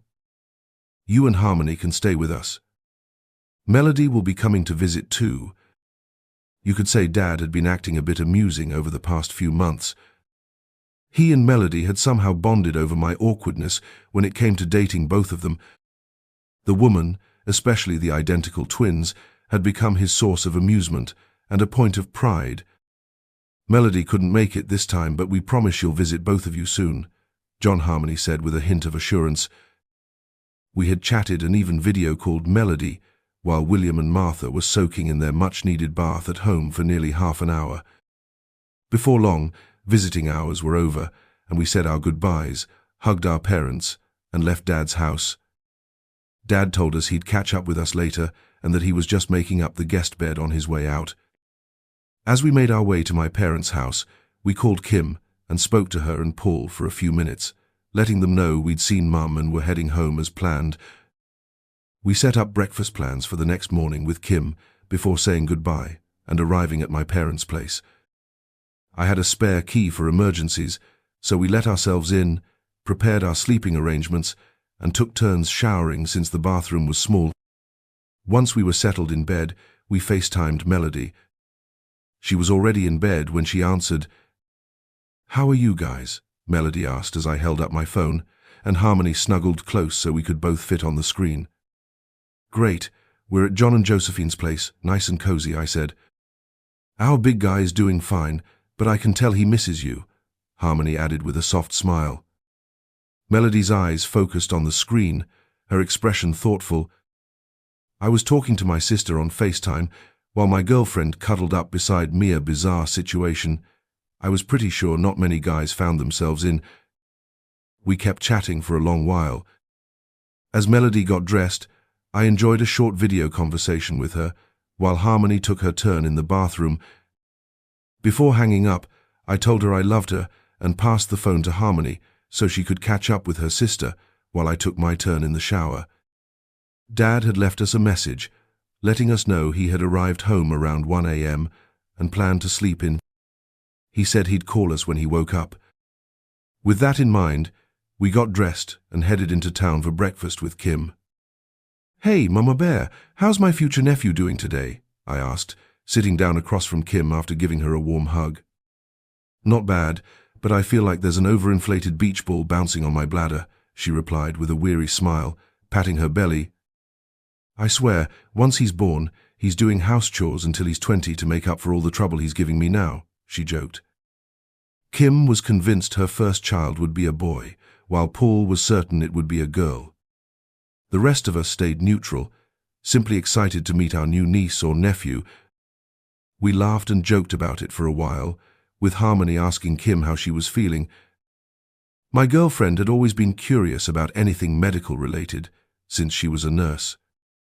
When the server arrived, I ordered a cappuccino and a breakfast platter for myself, while Harmony got a half latte with fried eggs and rye toast. Kim simply stared at us for a moment. "What?" I asked as the server took down our order. "I was just wondering what you'd order if Melody were here," Kim said with a grin. "Oh, that's easy," I responded with a smirk. "A cappuccino, bacon and eggs, no toast, but definitely hash browns on the side." Kim burst into laughter, shaking her head. For the next hour, we talked about everything from Mom and her battle with cancer to Kim's pregnancy and how Melody had been doing lately. Harmony and I had grown close, so much so that we casually mentioned Carol and Mackenzie after I finished my coffee. Thinking about my family from before, I realized most of my anger toward them had faded after that last conversation about Carol. It dawned on me that I didn't hate her. In fact, I simply didn't care about what had happened to her. But when I thought of Mackenzie, a strange mix of emotions swirled inside me. Love and confusion clashed as I recalled the way she acted tough with Stephen, only to apologize the next day. I wasn't sure what our relationship even was, or what it would become as she got older. If I lost the chance to be close to her because of my own hesitations, I wasn't sure I'd ever forgive myself. Thinking about Mackenzie, Kim's voice broke through the silence, his tone gentle and knowing. Harmony smirked. "How do you always know?" she asked, turning to him. "Because it's the same way I know when he's thinking about Carol," Kim replied, his voice carrying a hint of amusement. I raised a brow, intrigued. "Oh yeah? And how's that?" "When he thinks about Carol, he looks blank, like he's not really there," Kim explained, pausing before adding, "but when he thinks about Mackenzie, his expression changes, looks lost. It's subtle, but Melody and I, we can see it." Harmony and I exchanged a glance, a silent acknowledgement of the truth in his words. I smiled at her and leaned in to kiss her softly. "And that's why I love you and your sister so much," I murmured. "Ugh, you're so cheesy," Kim teased, rolling her eyes. She always loved to poke fun at me, but beneath her teasing there was always a deep, unwavering affection. Her voice trailed off mid-sentence, her eyes flickering with uncertainty. Then, suddenly, we all heard it, the unmistakable sound of water splashing. "Oh no," Kim groaned, her face twisting in panic. "My water just broke."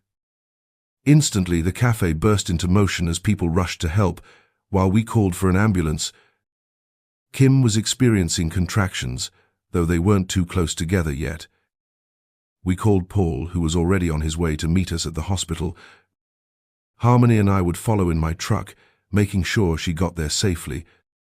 The cafe staff were incredible, refusing to let us pay for our meal and insisting we come back once everything settled down. After nearly 19 grueling hours of laboring, which I was pretty sure my sister swore more than I'd ever heard in my life, me, niece, little Candice, finally entered the world.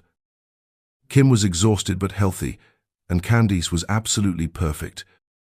I felt a surge of pride when I became the 5th person to hold her, after Paul, Kim, and our parents, who had arrived from the cancer ward just in time to meet their new granddaughter. Then, to everyone's surprise, Kim introduced Harmony as Aunt Harmony and immediately asked me to FaceTime Aunt Melody so she could be part of the moment too. Watching Harmony cradle our newborn niece, I couldn't help but remember a conversation we'd had before about family, about children, about what we both wanted for the future. Seeing her with Candice now, something clicked inside me. As I absent-mindedly glanced at my phone, I noticed a missed call from Melody. "Terry, can you call me back?" she had texted. "Of course, love," I murmured, stepping out to find a quiet spot to talk. Harmony caught my eye, a knowing expression on her face. She leaned in, whispered, "I love you," then returned her attention to our niece, speaking to her in a soft, loving voice. Taking a deep breath, I called Melody. "Hey," I said, "what's going on?" There was a pause just long enough to make my chest tighten. "This is serious, Terry," she finally said, her voice softer than usual. "Are you okay?" "Yeah, I'm great," I assured her, glancing through the window at my sister, at Harmony, at little Candice. "Mum's doing better. Kim and Paul have baby Candice, and I have both of you." "Why do you ask?" There was another pause, then a quiet chuckle. "I saw the way you looked at Harmony while she was holding Candice," Melody said gently, "and I just wanted to know, do you want to have a baby?" I felt my breath catch in my throat. I could practically hear the blush in her voice as she added, "I mean, with both me and Harmony." I just saw it in your eyes, and I could feel the harmony within them. That feeling put me at ease and, honestly, made me quite excited. She admitted it with a soft giggle, glancing over at Melody. "To be truthful, I had been thinking about having children with both of you, and the idea fills me with joy." Would it be all right if we had a serious conversation about this next week when we get back home? I'm not saying we should start trying right away, but I do want a plan.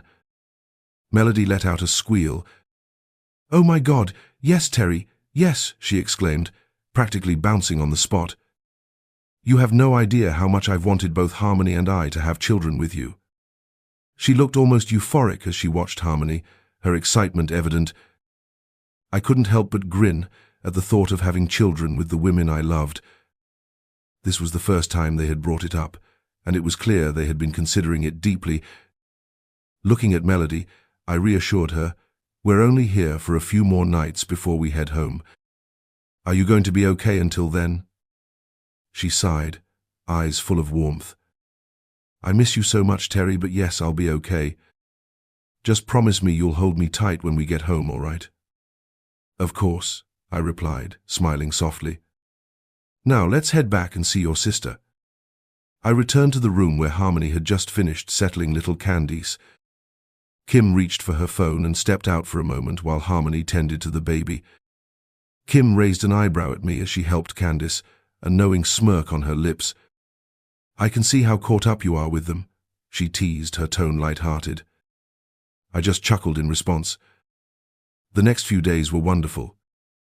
It was only a 5-minute walk from the maternity ward to the cancer ward, and Harmony and I spent hours with my mother each morning. She was thrilled about the possibility of going home soon, now that the new medication was helping ease her pain. The doctors had updates from her scans, discussing the next steps for her treatment. Despite everything, she was strong-willed and eager to return to being the loving grandmother she always had been. "Now, don't wait too long before giving me more grandbabies with those wonderful girlfriends of yours, Terry," she teased, smiling warmly at me.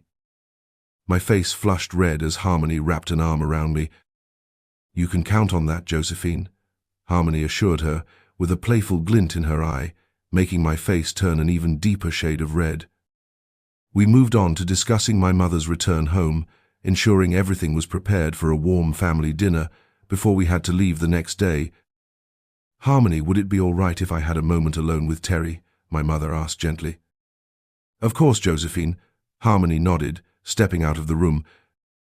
As soon as we were alone, my mother studied me seriously from her hospital bed. "Terry, I know how much you love both of those girls," she began softly. "But I have to ask, there's no chance of you going back to Carol, is there?" "No, Mum," I said firmly, shaking my head. "There will never be another chance for Carol and me. And yes, I love both Harmony and Melody deeply. I know it's an unusual situation, but I can't imagine my life without either of them. They've never been jealous of one another. They support and love each other just as much as they love me." My mother studied me for a moment before nodding, a smile tugging at her lips. "I can see how much they care for you, Terry," she said warmly. "But I need to ask you something about the three of you." She hesitated, her voice slightly unsteady, as if struggling with her emotions.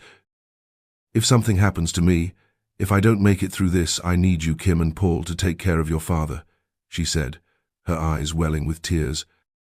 Without hesitation, I pulled her into a tight embrace, holding her close as she wept softly against my shoulder. "Mum, I don't want you to go anywhere," I whispered, my own voice thick with emotion. "But I promise we'll all take care of Dad."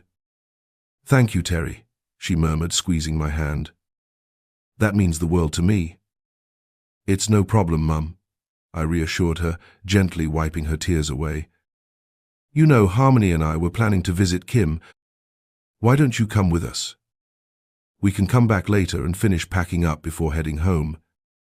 I took my mother's hand, hoping she would understand my point of view. I was certain she could watch over Candice for a little while. She hesitated for a moment, then smiled. "All right, Terry. You've convinced me. I'll come with you."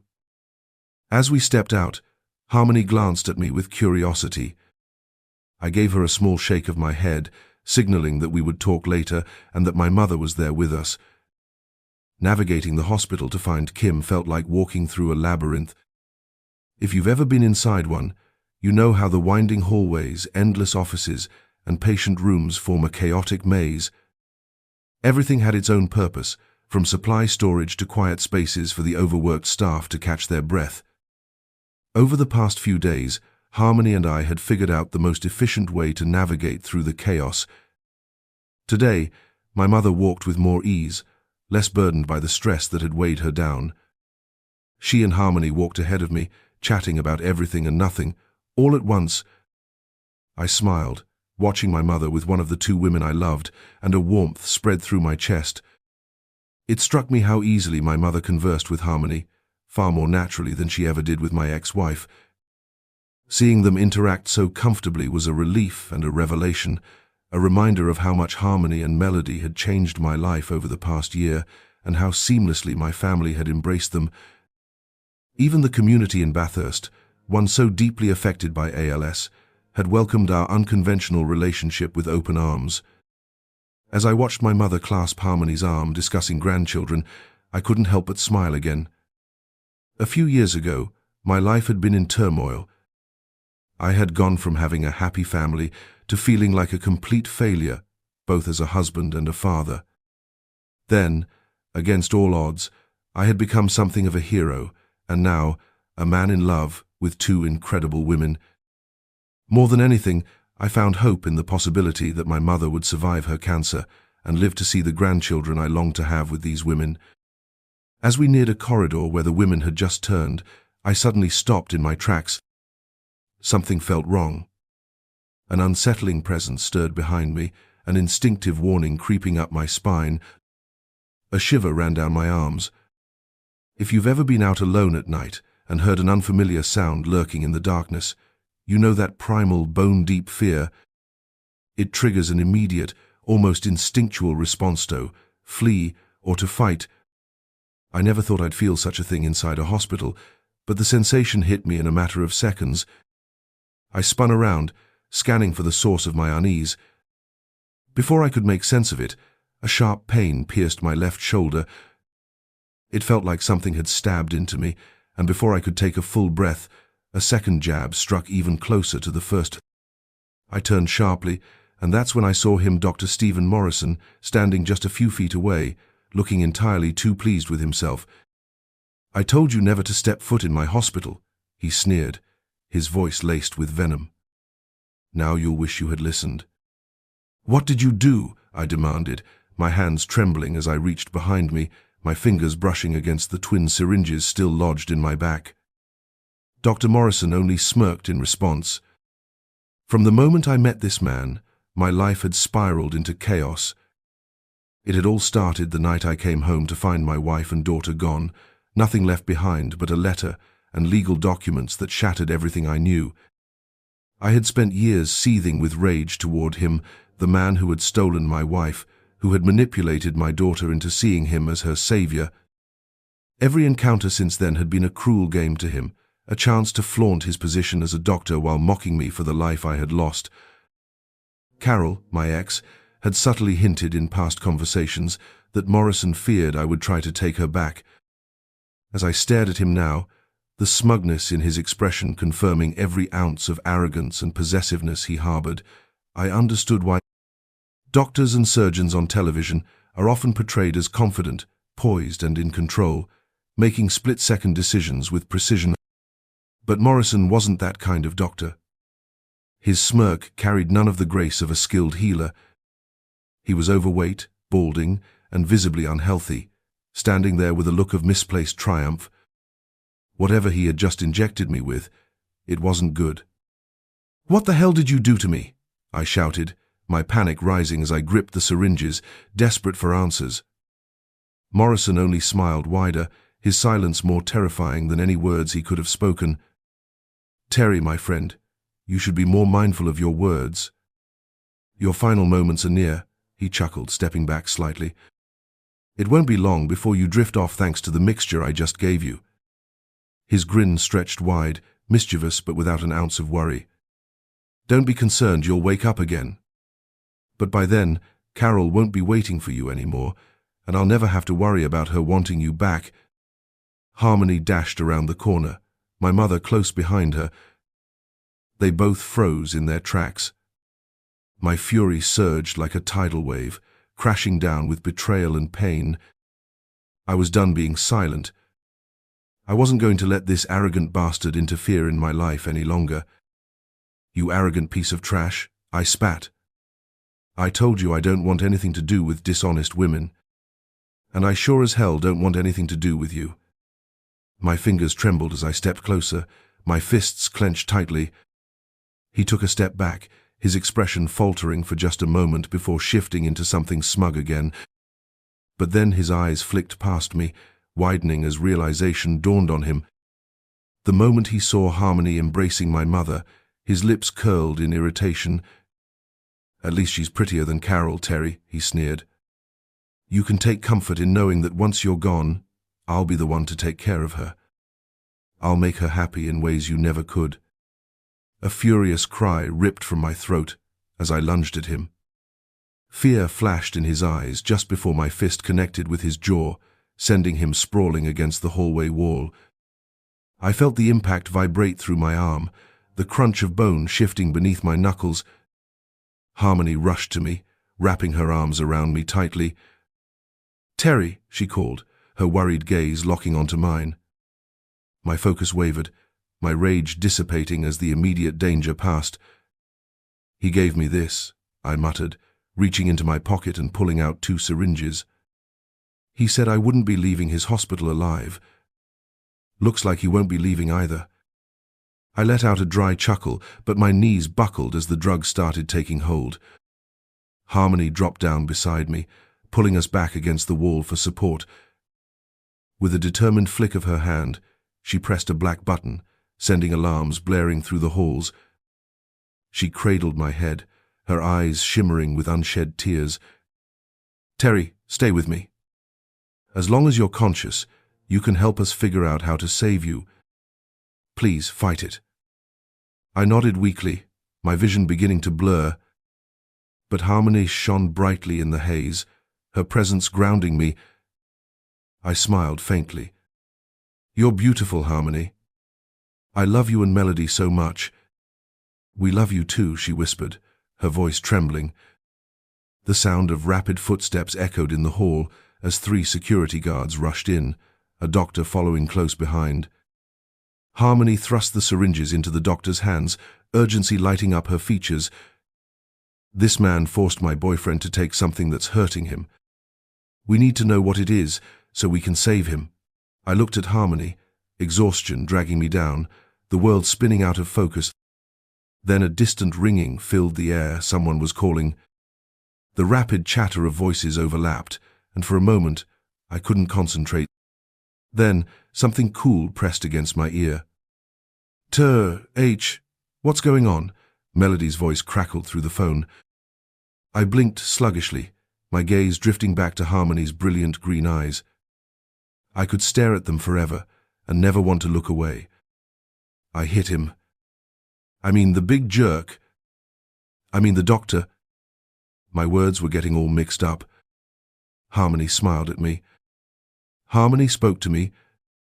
"Terry, are you listening?" Melody's voice was full of worry, and we all knew I was fading. "Yeah," I managed to respond. "Baby, we need you to stay with us." "We need you. Our love song has already been written," she cried through the phone. Looking at Harmony, I saw she was crying too. "Our sweet Terry, please don't leave us," she whispered. "I'm so tired," I murmured. Now, more doctors had gathered around Harmony and me.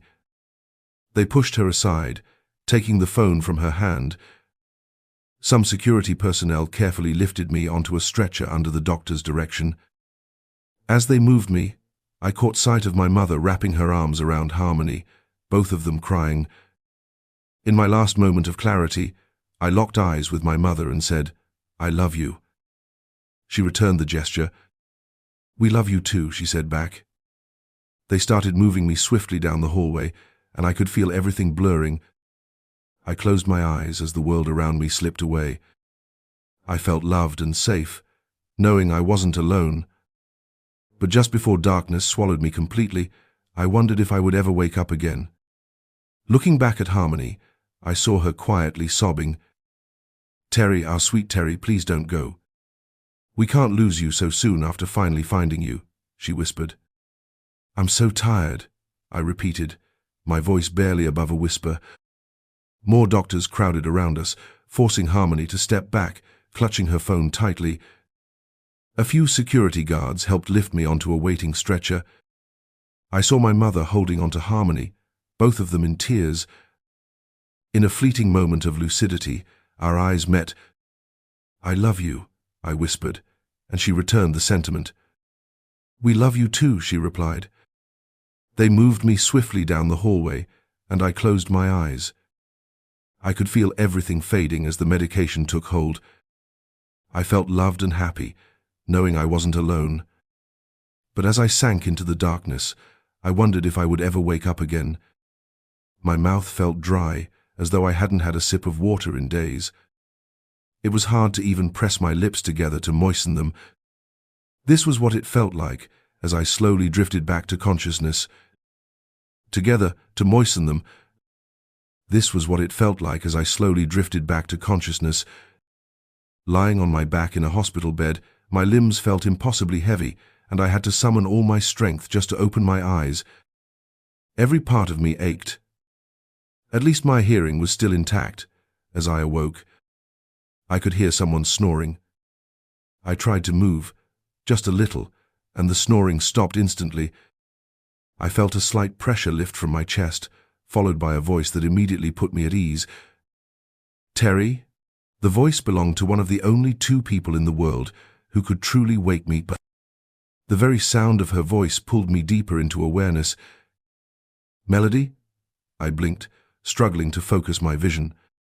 Everything was dark, the dim hospital room barely illuminated. As my eyes adjusted, I saw one of my beautiful girlfriends curled up beside me on my right. Melody always did this. It had been her spot since the first time we met. Even in a hospital bed, she found a way to snuggle into my side without disturbing me. "Harmony," Melody whispered to someone sitting beside the bed. "I think he's waking up." Almost immediately, Harmony moved closer, looking at me. I strained to focus on her in the dim light. I loved both of these women equally, and I knew they loved me just the same. "Hey, welcome back," Harmony said with a warm smile. She gently took my hand and squeezed it. I squeezed back, though it felt like an enormous effort. She leaned in closer, her eyes searching mine as she smiled. "It's okay, baby," she whispered, calling me by the sweet name that had become special to us. "Take it easy. You've been out for a while, and we need to help you catch up. Just relax." My girlfriend's soothing voice urged me to stay calm. I tried to smile, but the tube lodged in my throat made it nearly impossible. Panic stirred inside me as I feared I might choke. Sensing my distress, both women moved closer, their hands offering comfort. "Just take deep breaths, Terry. We placed a tube in your throat to help you breathe. It might feel strange, but you're awake, and that's a good sign." Harmony's explanation was meant to be reassuring, yet the lingering discomfort made me uneasy. She continued, her voice gentle but firm. "The doctors will remove it soon. You really scared us, Terry. But we're so proud of you," Melody added, her eyes brimming with concern. Then she leaned in and pressed a soft kiss to my forehead. "It's going to be okay, my love. I know you have a lot of questions, but for now, just relax. We're here for you. You'll get your answers soon." Harmony gave me a reassuring glance before calling for the nurse. They pressed a few buttons on the monitor beside my bed. "Just get some more rest, Terry," she murmured. "We'll be here when you wake up. And trust me, you'll feel a whole lot better after some sleep." She was right. Sleep took over me again, and when I woke up, sunlight was streaming through the window. A doctor had arrived to check on me, and both of my girls were still at my side, never leaving me for a moment. After running a few tests, Harmony assisted the doctor in carefully removing the tube from my throat. The sensation was anything but pleasant. As I swallowed, trying to ease the rawness, Melody handed me a cup of crushed ice. She scooped a small spoonful and fed it to me, waiting patiently as I let it melt in my mouth. I tried to speak a few times, but it took a moment for my voice to return. What happened?" I rasped.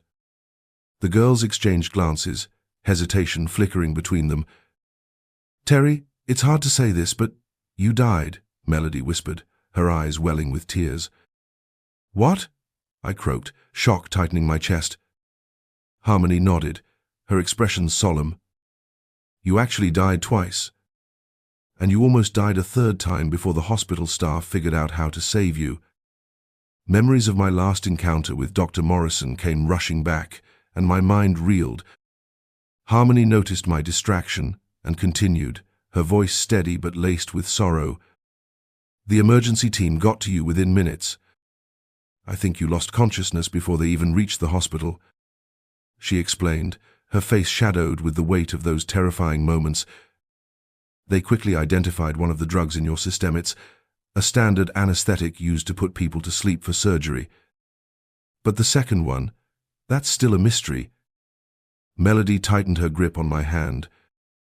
"Since he was a surgeon, they believe he used something to slow your heart down, maybe even stop it if the dose was high enough." She exhaled sharply. "We still don't know exactly what the second drug was. Both syringes are being tested by the police." "Then why am I still alive?" I murmured, my voice filled with disbelief. Harmony offered a small, almost knowing smile. "Because you had the right people looking after you. The medical team knew what they were doing. That's why your body feels like it's been through a marathon. Your muscles tensed up from the adrenaline and the shocks they gave you." I groaned, shifting slightly. Every inch of my body ached. "How long has it been?" 3 days, Harmony answered, squeezing my hand again. I exhaled, the breath shaky but freeing. Before I could say anything else, Melody leaned down and kissed me softly.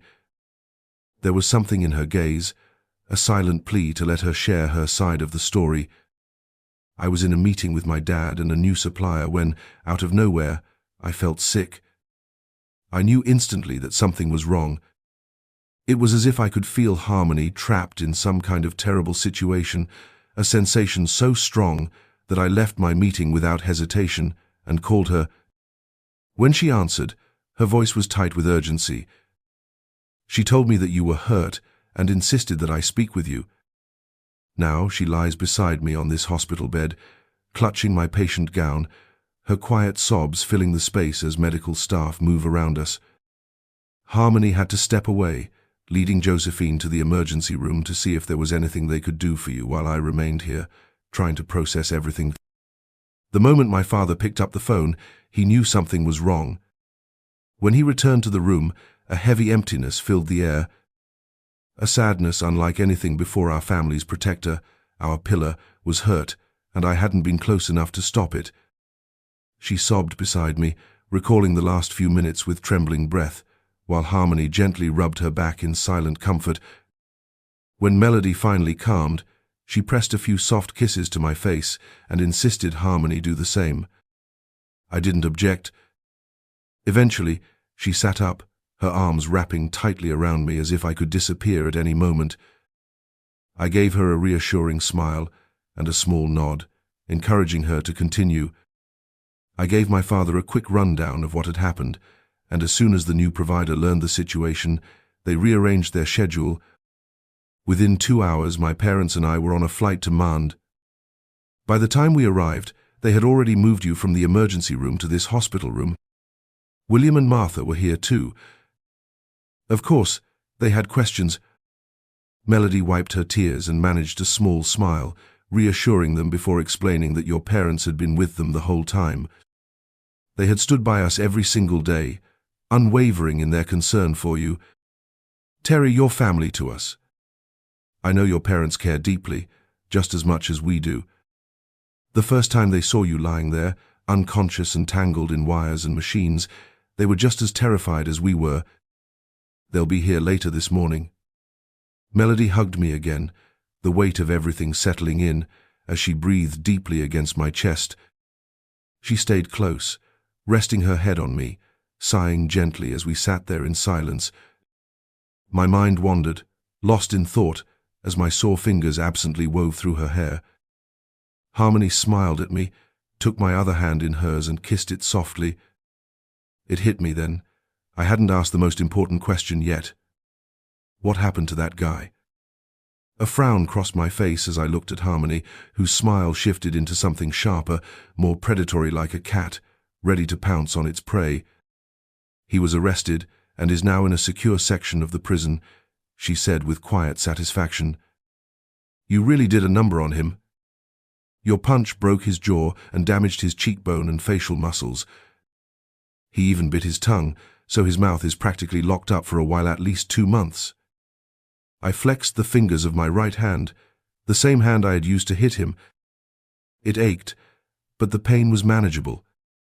That same hand was now resting in Melody's hair, and she must have sensed my thoughts because she smiled and laced her fingers with mine, pressing a kiss against my knuckles just as her sister had.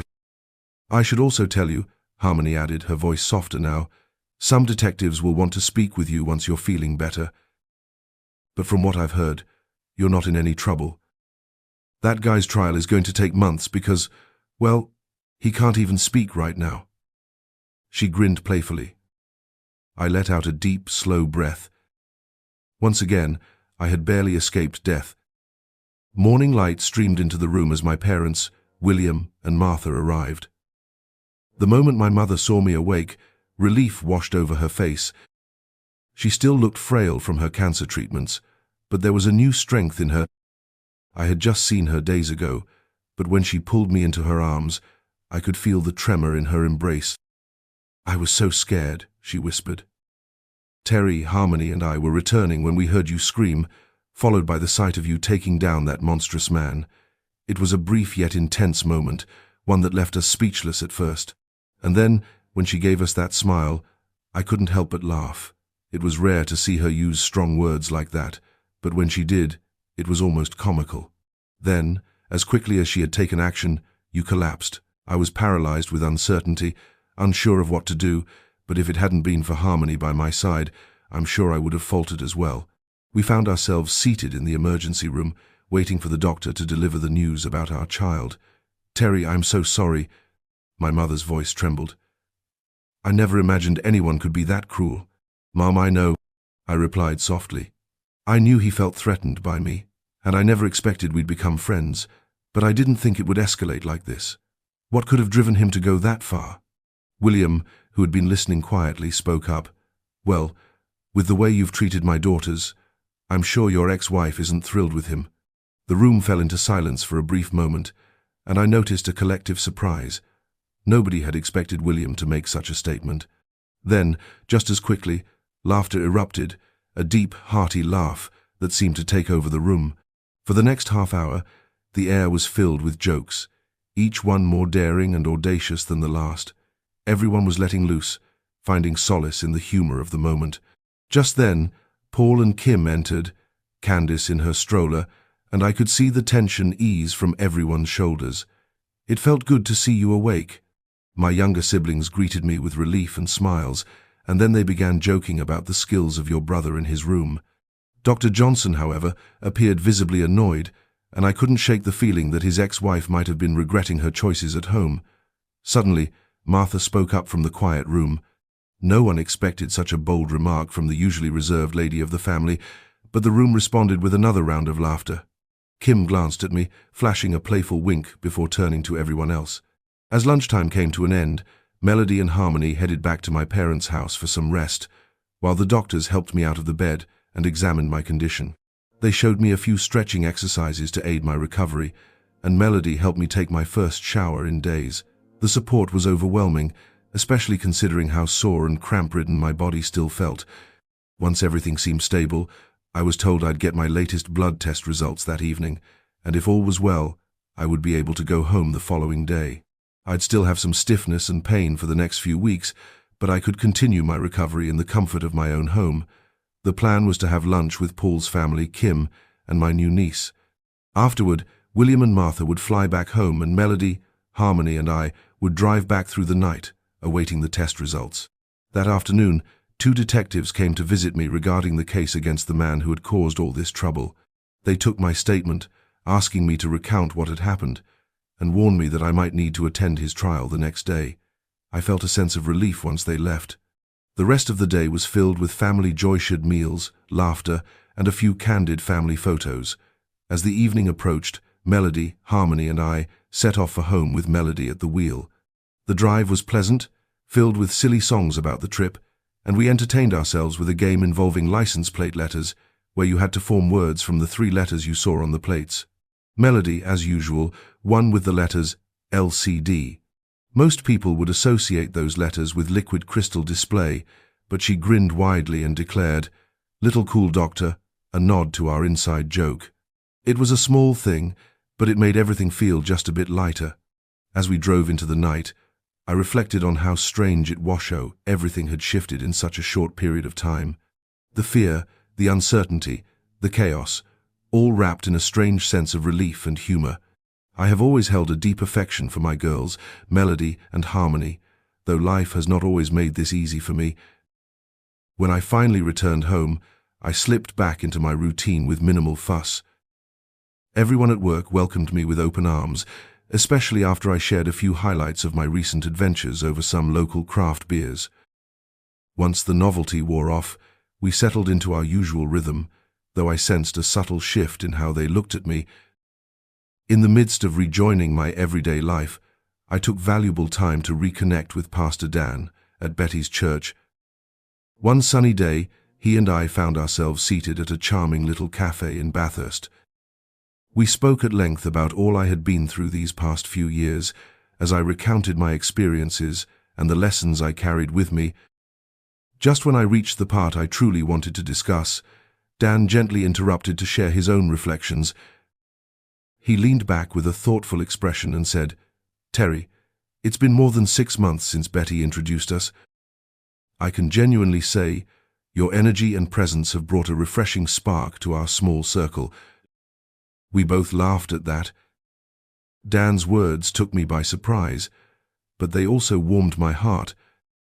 I recalled how people reacted when they first discovered I was dating 2 sisters, and a hint of that same amazement still lingered in his tone. I nodded slowly, remembering my frustration toward my former family. I could see how their actions left me no choice but to walk away. The old church had tried its best not to cast judgment, but it was obvious they struggled to understand the path I had chosen. Pastor Dan admitted that if he had been in my position, he might not have handled it with as much composure. He reminded me that beneath the title of pastor, he was just another imperfect man. We allowed a few moments of comfortable silence to settle between us, sipping on our coffee. Dan was younger than I first expected, driven, serving full-time at the church, with a lovely blonde wife and a mischievous 4-year-old son who kept him on his toes. He gave me a friendly grin, and I found myself genuinely liking him. My own parents raised me in an Anglican church in a small town called Mand, so I was no stranger to religious environments. But Dan viewed himself as more non-denominational, favoring messages about kindness, forgiveness, and a personal relationship with God. At that point, Dan's eyes sparkled with curiosity. "With everything going on," he said, "I'm guessing you want my thoughts about marrying both Melody and Harmony, right?" I shrugged, trying not to reveal just how much the question weighed on my mind. Dan smiled again, a gentle understanding in his gaze. "Terry," he continued, "yours is one of the most remarkable stories I've ever come across, and believe me, I've heard plenty. I suspect there's so much more waiting to unfold." I exhaled and mentioned that before Carolyn Mackenzie left, my life had felt fairly ordinary. But since that night, I had learned to cherish each moment. Looking directly at Dan, I confessed, "I do believe in God, but I don't think faith should ever be forced on anyone. It needs to be their choice. I want to marry my girls in a church that won't pass judgment, mine included. That's why I'd really like to hear your perspective and hopefully get your help." For a moment, Dan stared into his coffee mug, as if sifting through his thoughts. Then he said something that caught me off guard. "Terry, in the Old Testament it was not unusual for a man to have multiple wives. For instance, Abraham fathered both Isaac and Ishmael through different mothers. But once modern Christianity and Judaism took hold in Western culture around the time of Emperor Nero, marriage shifted into a one-to-one relationship. He gave me a firm look, as if to make sure I truly grasped his point. I nodded, processing his words. The reality he revealed was a stark one. In our country, Dan concluded, you can only be legally married to one spouse. He left that statement hanging in the air, and I could sense the gravity of it. Yet I also felt a silent invitation in his expression, as though he was ready to walk beside me, no matter what came next. I remember hearing about certain people who live like a married couple with more than one partner, even though they're not legally wed in the eyes of the state or the church. That idea always seemed foreign to me, but one afternoon, as Dan and I sat in my living room, the subject came up anyway. I turned to him, my longtime friend from our days in California, and said, "What if I actually went through with a formal marriage to one of the women I love? Would that even be possible, legally speaking? And if I did that, could there be some kind of civil contract or partnership with the other person so nobody feels left out?" Dan, who once studied law before becoming a freelance consultant, took a moment to process my question. To be honest, I didn't know much about Terry's experiences, or how he managed his own relationships. I'd heard rumors that he was part of some unconventional arrangement, but never anything about a legal church ceremony. "Which woman would you marry if it came down to it?" Dan asked, tilting his head as if to figure out if I had a plan. "If you pick one, how do you make sure the other isn't hurt or left behind?" He added that the only reason he could imagine me even considering this idea was because Liz and I share such a deep connection with the third person involved. He gave me a gentle, concerned look. He wasn't wrong. I'd recently gone through a life-threatening experience, close enough to shake my sense of time and possibility. Recovering from it opened my eyes to what truly mattered. "Look," I said to Dan, "after I woke up in that hospital, both women were there for me. Their love, worry, and unwavering support became crystal clear. It's more than just an emotional connection. It's a physical bond that ties all three of us together. A few years back, I would have laughed at the idea of loving two people so completely, but now I can't envision my life without them." Dan and I talked it over for another hour, discussing how everything might eventually pan out. I had a tentative plan forming in my mind, and I felt ready to pursue a genuine commitment to both of them. In the weeks that followed, life went on as usual. I still spent every day and night with the two women. Sometimes we shared moments of special intimacy, and other times we just cooked, solved puzzles, or read together. I realized how deeply I cherished that sense of family. One Saturday evening, we decided to have a backyard barbecue. Kim and Paul, old friends from New York, showed up for the weekend, claiming they wanted to help prepare for the impending legal case against Dr. Morrison. Secretly, I think they just wanted a little getaway. Kim informed me that Dr. Morrison had finally regained the ability to speak this week. His jaw was no longer locked. For the first time in months, he could talk without having to write everything down. However, he was still confined to a secure ward in the hospital. If he ever left that floor, he'd need a guard escort. After visiting Carol and Mackenzie, two friends also following this bizarre case, Kim let me know that the same detectives who had questioned me for 3 hours were still on the case.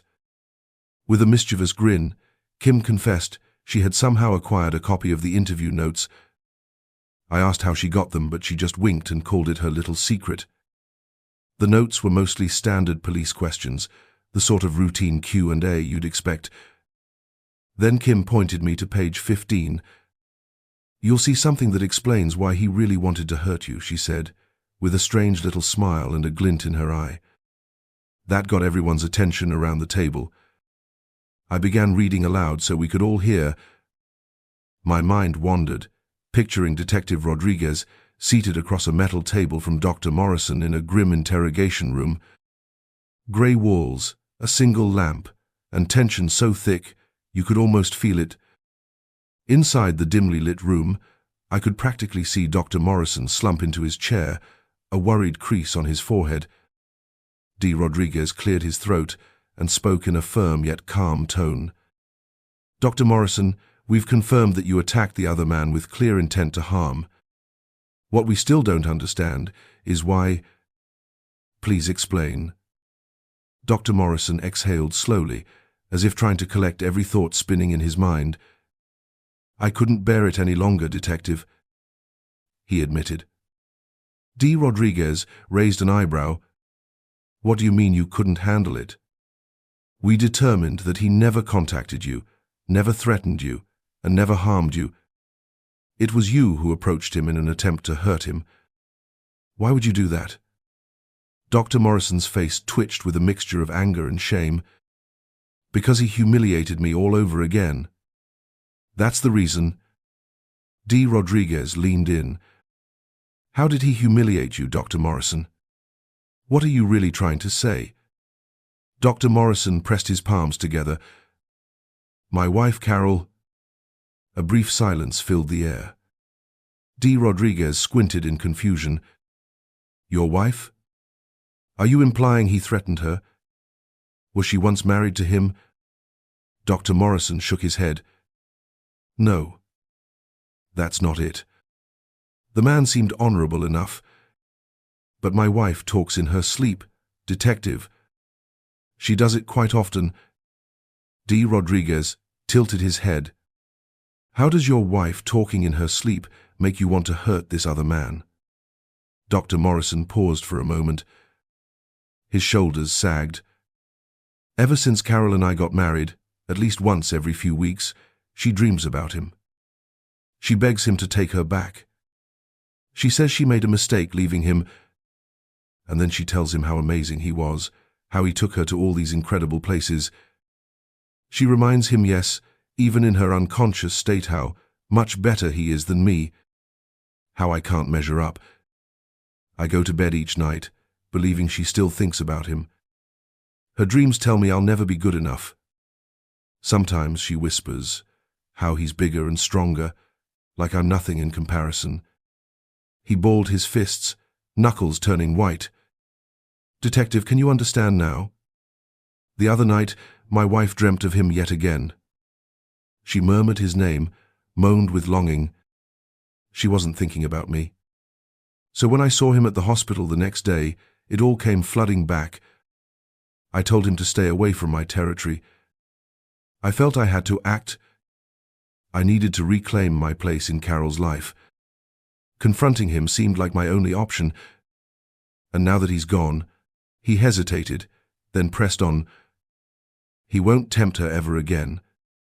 She'll never dream about his perfectly sculpted figure, the one she can't stop talking about in her sleep. Now she's mine, Detective. Mine alone." For a brief moment, neither Dr. Morrison nor the officer said a word. D. Rodriguez finally broke the silence. "Dr. Morrison, are you aware that, based on what you've told me, you believe you killed him? Do you truly think that man is dead?" Dr. Morrison gave a crooked smile. "Of course. After what I did, he has to be. That woman and his mother saw everything. They know I'm in deep trouble. But if he's gone, I can still be here. The memory will fade eventually. Sure, it'll haunt me, but his family will feel that loss forever." A tense hush settled before D. Rodriguez delivered his next line. "Dr. Morrison, I need to inform you. Your attempt on his life did not succeed. He's still alive. He hung on after your attack. The hospital staff stabilized him. In an instant, the suspect's composure shattered. He let out a hoarse cry and found himself speechless. Meanwhile, I stepped into the room, a tray of fresh drinks in hand. Even Kim, who normally avoids alcohol, decided on a small glass of wine that evening. She said it had been one of those days where a bit of indulgence might offer some relief. I gave Candace her bottle during her next feeding. Paul and Kim joked quietly, their exhausted eyes revealing their own challenges of new parenthood. "It's been unbelievable," my sister said, voice tinged with excitement and fatigue. Paul, yawning, nodded in agreement. For the following hour, we traded banter about anything and everything. We mostly laughed at how bizarre Dr. Morrison's situation seemed, along with my wife's complicated feelings and the swirl of rumors that had invaded our small circle. We also teased Paul and Kim about sleepless nights and early morning feedings. But deep down, everyone knew the tension in that interrogation room was far from over. Kim rose from her seat with a playful glint in her eyes, teasing her husband in a lively tone as she lightly ruffled his hair. "You look so relaxed now, Paul. Those beers must have really taken the edge off," she said with a grin. Then, with a sudden spark of mischief, she added, "Are you ready to consider hearing another baby's laughter under this roof?" Paul leaned back in his chair, his smile growing broader as he caught Kim's hand and squeezed it affectionately. The idea of more children clearly delighted him. "I'm more than ready, but I know we need to be mindful," Kim continued, her expression thoughtful. "I've heard breastfeeding can help prevent pregnancy, yet it's not foolproof. That won't stop you from trying, will it, my dear husband?" She winked, and the two of them burst into laughter. Watching them, I couldn't help but admire the bond they shared. Kim's playful sense of humor blended perfectly with Paul's easygoing nature, and even with all the unpredictability in their lives, they found ways to stay light-hearted. Meanwhile, Kim's sister Candice wasn't in the room, but I knew how devoted Kim was to spending time with her before fully committing to another baby. Paul shifted his attention to me, Melody, and Harmony, his gaze bouncing between us with a mix of curiosity and amusement. "So," he ventured, "when will I get some nieces and nephews from the three of you?" I nearly spilled my drink as everyone erupted into giggles. Melody and Harmony, who had been exchanging knowing looks, joined the conversation. Harmony spoke first, a glimmer of excitement lighting her face. "We've actually been talking about it for months now. We think we're ready to become parents soon, and Terry feels the same." Melody nodded in agreement, adding, "He's on board, and he's eager to start a family. We even used a fun little app on my phone that showed us what our future kids might look like." The room filled with laughter as people imagined those hypothetical children. The warmth of the conversation made me feel deeply content. Surrounded by dear friends, I realized that none of them demanded anything from me but my company. Even as Martha called out for everyone to make room for dessert, I hopped up without hesitation to help. After grabbing what I needed in the kitchen, I returned with a tray of warm apple pie and homemade vanilla ice cream. Before the evening slipped away entirely, I stood up to gather everyone's attention. "There's something I'd like to share," I began, my voice steady despite the wave of emotion inside. "A few years ago, I felt my world crumbling. I was lost and hurt after everything that happened with my first wife and our daughter. I was angry, confused, and unsure how to piece my life back together. That was when William and Martha offered me a new job in a new town. Moving away gave me the fresh start I desperately needed." I nodded toward William and Martha, who stood hand in hand, beaming in silent support. "On my way here," I continued, "I was caught in a fierce storm. It was terrifying, and yet in that chaos, I found Melody and Harmony. They say I saved them, but the truth is, they saved me. Without them, I'd still be empty and filled with anger. Now seeing all of you, Kim and Paul, with their baby girl Candice, and the rest of us talking about the future, it's clear how blessed I am." I paused, letting the warmth of the moment sink in. The future still stretched out in uncharted territory, but for now, I was comforted by the sense of unity in the room. The conversation continued, laughter mixing with the sweet aroma of dessert, carrying us forward into the unfolding night. Terry had never felt more love or happiness in his life. He knew there would still be tough times ahead, but with both Melody and Harmony by his side, he believed he could face anything. Even the table seemed to smile, as if sharing in his joy. Melody and Harmony stood tall, their faces full of pride. Wanting to honor them equally, Terry knelt down on both knees so they could see how deeply he valued their love. At that very moment, the twins placed their hands against his cheeks. A collective gasp came from everyone gathered, including Martha, who was there, holding a phone so Terry's parents could witness everything through FaceTime. He'd asked Martha to set that up without revealing his entire plan. By now, she had a pretty good guess of what was coming. From behind his back, Terry produced 2 identical ring boxes and held them out in front of him. Melody, Harmony, for the past 2 years, you both have shown me the true meaning of love. You gave me your hearts without a second thought. You took a broken man and made him whole again, someone who loves you both with all that he is. He paused. And if anyone tries to come between us, I'll stand up and protect you. Everyone laughed. Melody and Harmony exchanged a quick glance of excitement. I don't know what the future holds for us, Terry continued, but I want to find out together. If you'll both have me, I'd like to propose to you. I will. They both shouted at once. Melody's voice rang out first, while Harmony responded softly but just as certain. Helping Terry to his feet, they guided him gently. He opened the first box and slid a gold ring with a single diamond, surrounded by tiny blue sapphires, onto Melody's finger. Melody leaned in and pressed a sweet kiss to his lips. I love you now, she whispered. And I always will. Harmony. He's all ours, she added with a grin. With the second box, Terry revealed a nearly identical ring butt with purple sapphires framing the diamond. Harmony tenderly kissed him next. I love you, Terry, she said softly. The 2 women held him close, and when they turned back to the table, Melody stood on his right while Harmony stood on his left, everyone around them cheering. For the next few hours, the 2 sisters admired their rings and excitedly planned a shared wedding ceremony, just as so many women do. Terry's parents, still on FaceTime, offered congratulations and looked forward to the big day before saying their goodbyes. Soon after, as the excitement settled, people began heading home. That night, Terry found himself marveling at the vision of 2 identical twins wearing engagement rings, a sight that filled him with renewed hope for the special moments they would share. Word spread quickly around their workplace and among friends that Terry had proposed to both Melody and Harmony at once. About a week later, just before returning to Maitland for the upcoming court hearing, they all sat down together to discuss the practicalities of their future. They knew they could only legally register one of the twins as Terry's wife.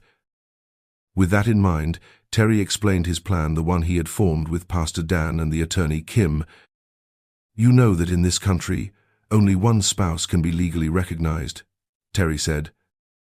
So I spoke with Dan, and he agreed to conduct a ceremony for both of you right away.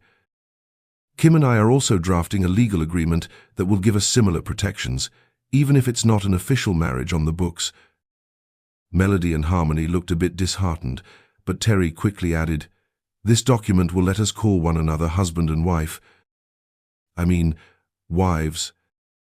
We need to decide who officially takes which role, but know that I love you both equally. I'll treat you that way in every sense. Terry sat in the sunlit living room, quietly observing Melody and Harmony as they exchanged a knowing glance and offered him a gentle nod. After a moment of silence, both women spoke in unison, their voices reflecting a calm resolve. Before we move forward, if either of you has something else in mind, please say so, Melody suggested softly, her eyes shifting between Harmony and Terry. In response, Harmony cleared her throat and gave a short, decisive nod.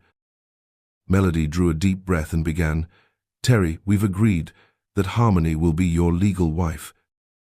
She'll also be the one to sign all the important documents. There are a few reasons for this. Terry turned to Melody, genuinely curious. Why is that? Can you explain? With a faint smile, Melody replied, First, Harmony is older than me by about 90 seconds. You might think it's no big deal, but tradition means a lot to us. Plus, she usually sleeps on the left side of the bed, exactly where you'd wear a wedding ring. Maybe it sounds silly, but it matters more than you'd think. Terry nodded, amused yet open-minded, though he couldn't resist a small laugh. All right, that's quirky enough, but I sense there's more to it. Harmony gave Terry's hand a quick squeeze, looking from Melody to him. There is another important reason, but I need to explain a few things first. As you already know, our parents are quite well off, and Deos Inc. is a family business. Any direct descendant inherits the company and the responsibilities tied to it. We also have obligations and rules that come with our family trust. This trust provides a certain lifestyle and ensures that future generations use money responsibly. Terry recalled bits of information Melody had shared about their family's finances. Harmony went on, "Since Melody and I are our parents' only children, since our dad has no siblings, everything rests on the four of us, our parents, Melody, and me. The trust includes the business, the estate, and the money, which are all protected by a set of legal documents. When you marry into this family, you share both the benefits and the obligations. If we have children someday, they'll also inherit these duties. But if any one of us chooses to leave the trust, we can't simply walk away with an unlimited fortune. We would have to sign documents to receive a fixed sum. Once that money is gone, there's nothing else." Melody chimed in with a reassuring smile. "I know it sounds complicated, Terry, but here's why Harmony should be your wife on paper. She's a nurse. While you and I are working at Deos Inc. and actively helping the company grow, Harmony wouldn't be contributing directly to the business. That means, later on, her retirement package would be a lot smaller than ours. However, if she's legally your spouse, she'll receive the same benefits that you and I do. That way, we remain fair in sharing the family's prosperity." Harmony nodded in agreement and gave Melody a playful kiss on the cheek. Melody winked back before saying, "I would never want to keep anything from my sister. We want the family trust to keep flourishing without anyone being left behind." Turning to Terry, she added, "I hope that makes sense. Are you okay with it?" Terry, still holding Harmony's hand, looked between the two women. "All right, I get it. But Melody, are you really comfortable with just signing partnership papers instead of being labeled the official wife?" At that, Melody took a slow breath, glanced at Harmony, then fixed her eyes on Terry. "As long as you love me and we can have children together someday, I don't need the title. I'll be happy as long as we are a family." Later that night, they sat down with William and Marthatwo, close relatives, who had always supported them, and explained their plan. Both appeared thrilled and offered enthusiastic encouragement. Kim, the family's legal advisor, was ready to sort out all the paperwork. She promised Terry that it would be handled quickly, ensuring their plan to have a private ceremony for the three of them would go smoothly. Reverend Dan, who oversaw the local church, even agreed to hold a discreet service when the time came. In just under 5 months, Kim assured Terry that the legal documents would be set. With that settled, Melody and Harmony arranged a time to meet Dr. Morrison in Matland, where their marriage proceedings needed official approval. The three of them decided to take Terry's truck on a scenic route, rather than driving straight there. The trip, which might otherwise have taken a day, was stretched into 3, allowing them moments of shared laughter and reflection. Somewhere along the way, they even stopped for a brief picnic by a riverbank, letting the warm breeze carry away any lingering doubts. On our trip, we stopped by several charming small towns, visiting cozy cafes, old-fashioned bakeries, and quaint gift shops along the way. As a former commercial worker, I simply couldn't resist sampling a vanilla pastry from one of those bakeries. I knew I would have to exercise more once we returned home to burn off those extra calories. Meanwhile, the girls discovered some unique clothing pieces in local craft stores, which excited them even more. When we checked into our room at the B&B, we found a large bed meant for all 3 of us.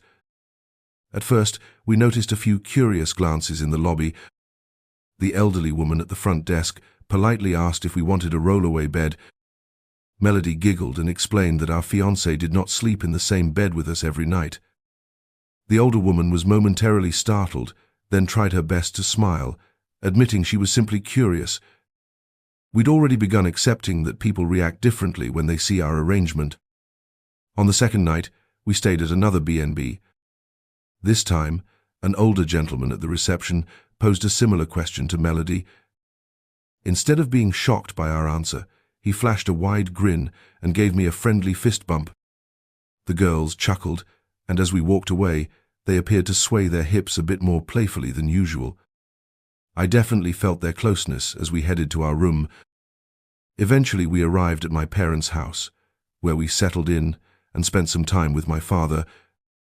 My mother had returned to the hospital for a recent round of cancer treatment and would be there for a few days. We planned to visit her as soon as we got more information about the trial. When Kim showed up with Candice, we spent the afternoon playing with my niece. She was growing quickly and delighted in being around the twins. She kept giggling whenever one of them held her, while the other played a sneaky little game to make her laugh. After Candice enjoyed a warm hug from Harmony, Kim shared details about Dr. Morrison's upcoming trial. She giggled at the nickname we had given him. Dr. Morrison would be officially charged, and if the judge had any questions, he would direct them to the witnesses, including Harmony or me. The judge would ask for a plea of guilty or not guilty, and eventually set rules for probation or any supervision. At some point, we might be called to testify under oath. When I asked how that would work, Kim laughed, telling me I might have to show who I was, but it would be straightforward because the judge asks all the questions. It wouldn't be like those intense courtroom dramas in the movies. We chatted for a few more hours, and eventually Paul arrived after work with a generous spread of Thai food. We all enjoyed the meal together, including Candice, who was fed by Kim. I realized I had been staring a bit too long at my sister nursing her daughter. Kim teased me, saying, "You're telling me you have two beautiful fiancés, yet you still can't stop looking at your own sister." She burst into laughter. I smiled back. First of all, you're right that my fiancés are gorgeous. Second, you're the first person I ever saw doing that, even if you were a little different back in the day. And finally, I offered her a playful shrug and a bright grin. I'm a man who appreciates women. Everyone cracked up. Paul set his beer down as if he was about to say something, but Kim cut him off. If you say what I think you're about to say, I promise you'll regret it. Paul insisted he wasn't going to say anything, still smiling. Since Paul no longer has any family, he's always enjoyed seeing us all together. Melody teased him. Were you about to ask if you can look at us the way Terry looks at his sisters? It seemed like Paul had a joke ready, but suddenly, everyone's jaws dropped. Melody and Harmony simultaneously revealed a small patch of skin, causing my father's face to turn bright red. Kim nearly spat out the drink she had just poured into her glass, and Paul just sat there, eyes wide as could be. I couldn't help but laugh. I was having a great time, thoroughly entertained by my family's reactions. In the warm glow of the evening lights, Melody let out a playful giggle. "That's the only glance you're going to get from me," she teased. "But trust me, we make sure our guy stays happy with us around." She laughed heartily, proudly reminding everyone that no one outside the family ever sees us in such a carefree state. Harmony, standing by the doorway, shot Paul a sharp look. "If you dare utter a word about this, just remember, your wife won't be your worst problem," she warned, her voice carrying a playful but threatening edge. Everyone burst into laughter again, and the room buzzed with camaraderie for the rest of the night. Paul repeatedly grinned at me and offered high fives at every opportunity, as if celebrating an unspoken secret that only the two of us shared. Later, when midnight settled in, most people decided to call it a night. I retreated to my room while the girls gathered in the bathroom, chatting and prepping for bed. Just then, I heard a soft knock at my door. It was my sister, peeking in cautiously. "Mind if I come in?" she asked. I nodded, and she stepped inside, taking a seat on the edge of my bed. She glanced at the mattress curiously. "Do you think 3 people can fit on here?" she inquired, a hint of concern in her voice. I shrugged. "It's our first night trying this arrangement, but we'll figure it out." "We always do," She reached out and gently touched my arm. "That's what I admire about you, Terry," she said softly. "You could have run off or grown bitter after what Carol and Mackenzie did, but you didn't. I believe those girls saved you just as much as you saved them." My heart felt unexpectedly light at her words, and for a moment the entire house seemed wrapped in a quiet warmth. And so we wait to see how the rest of this story unfolds. The final chapter will be revealed in a few hours, so please subscribe to my channel and stay tuned. Thank you for your time, and have a wonderful day. Hey there, love a good story? The kind that pulls you in, keeps you on the edge of your seat, and leaves you wanting more? Well, you're in the right place. Hit that subscribe button and tap the OYO notification bell so you never miss another epic story. Trust me, the best ones are still to come. New stories, more twists, bigger surprises. Be the first to hear them. You don't want to be the last to know. So go ahead, smash that button, and let's dive into the next great story together.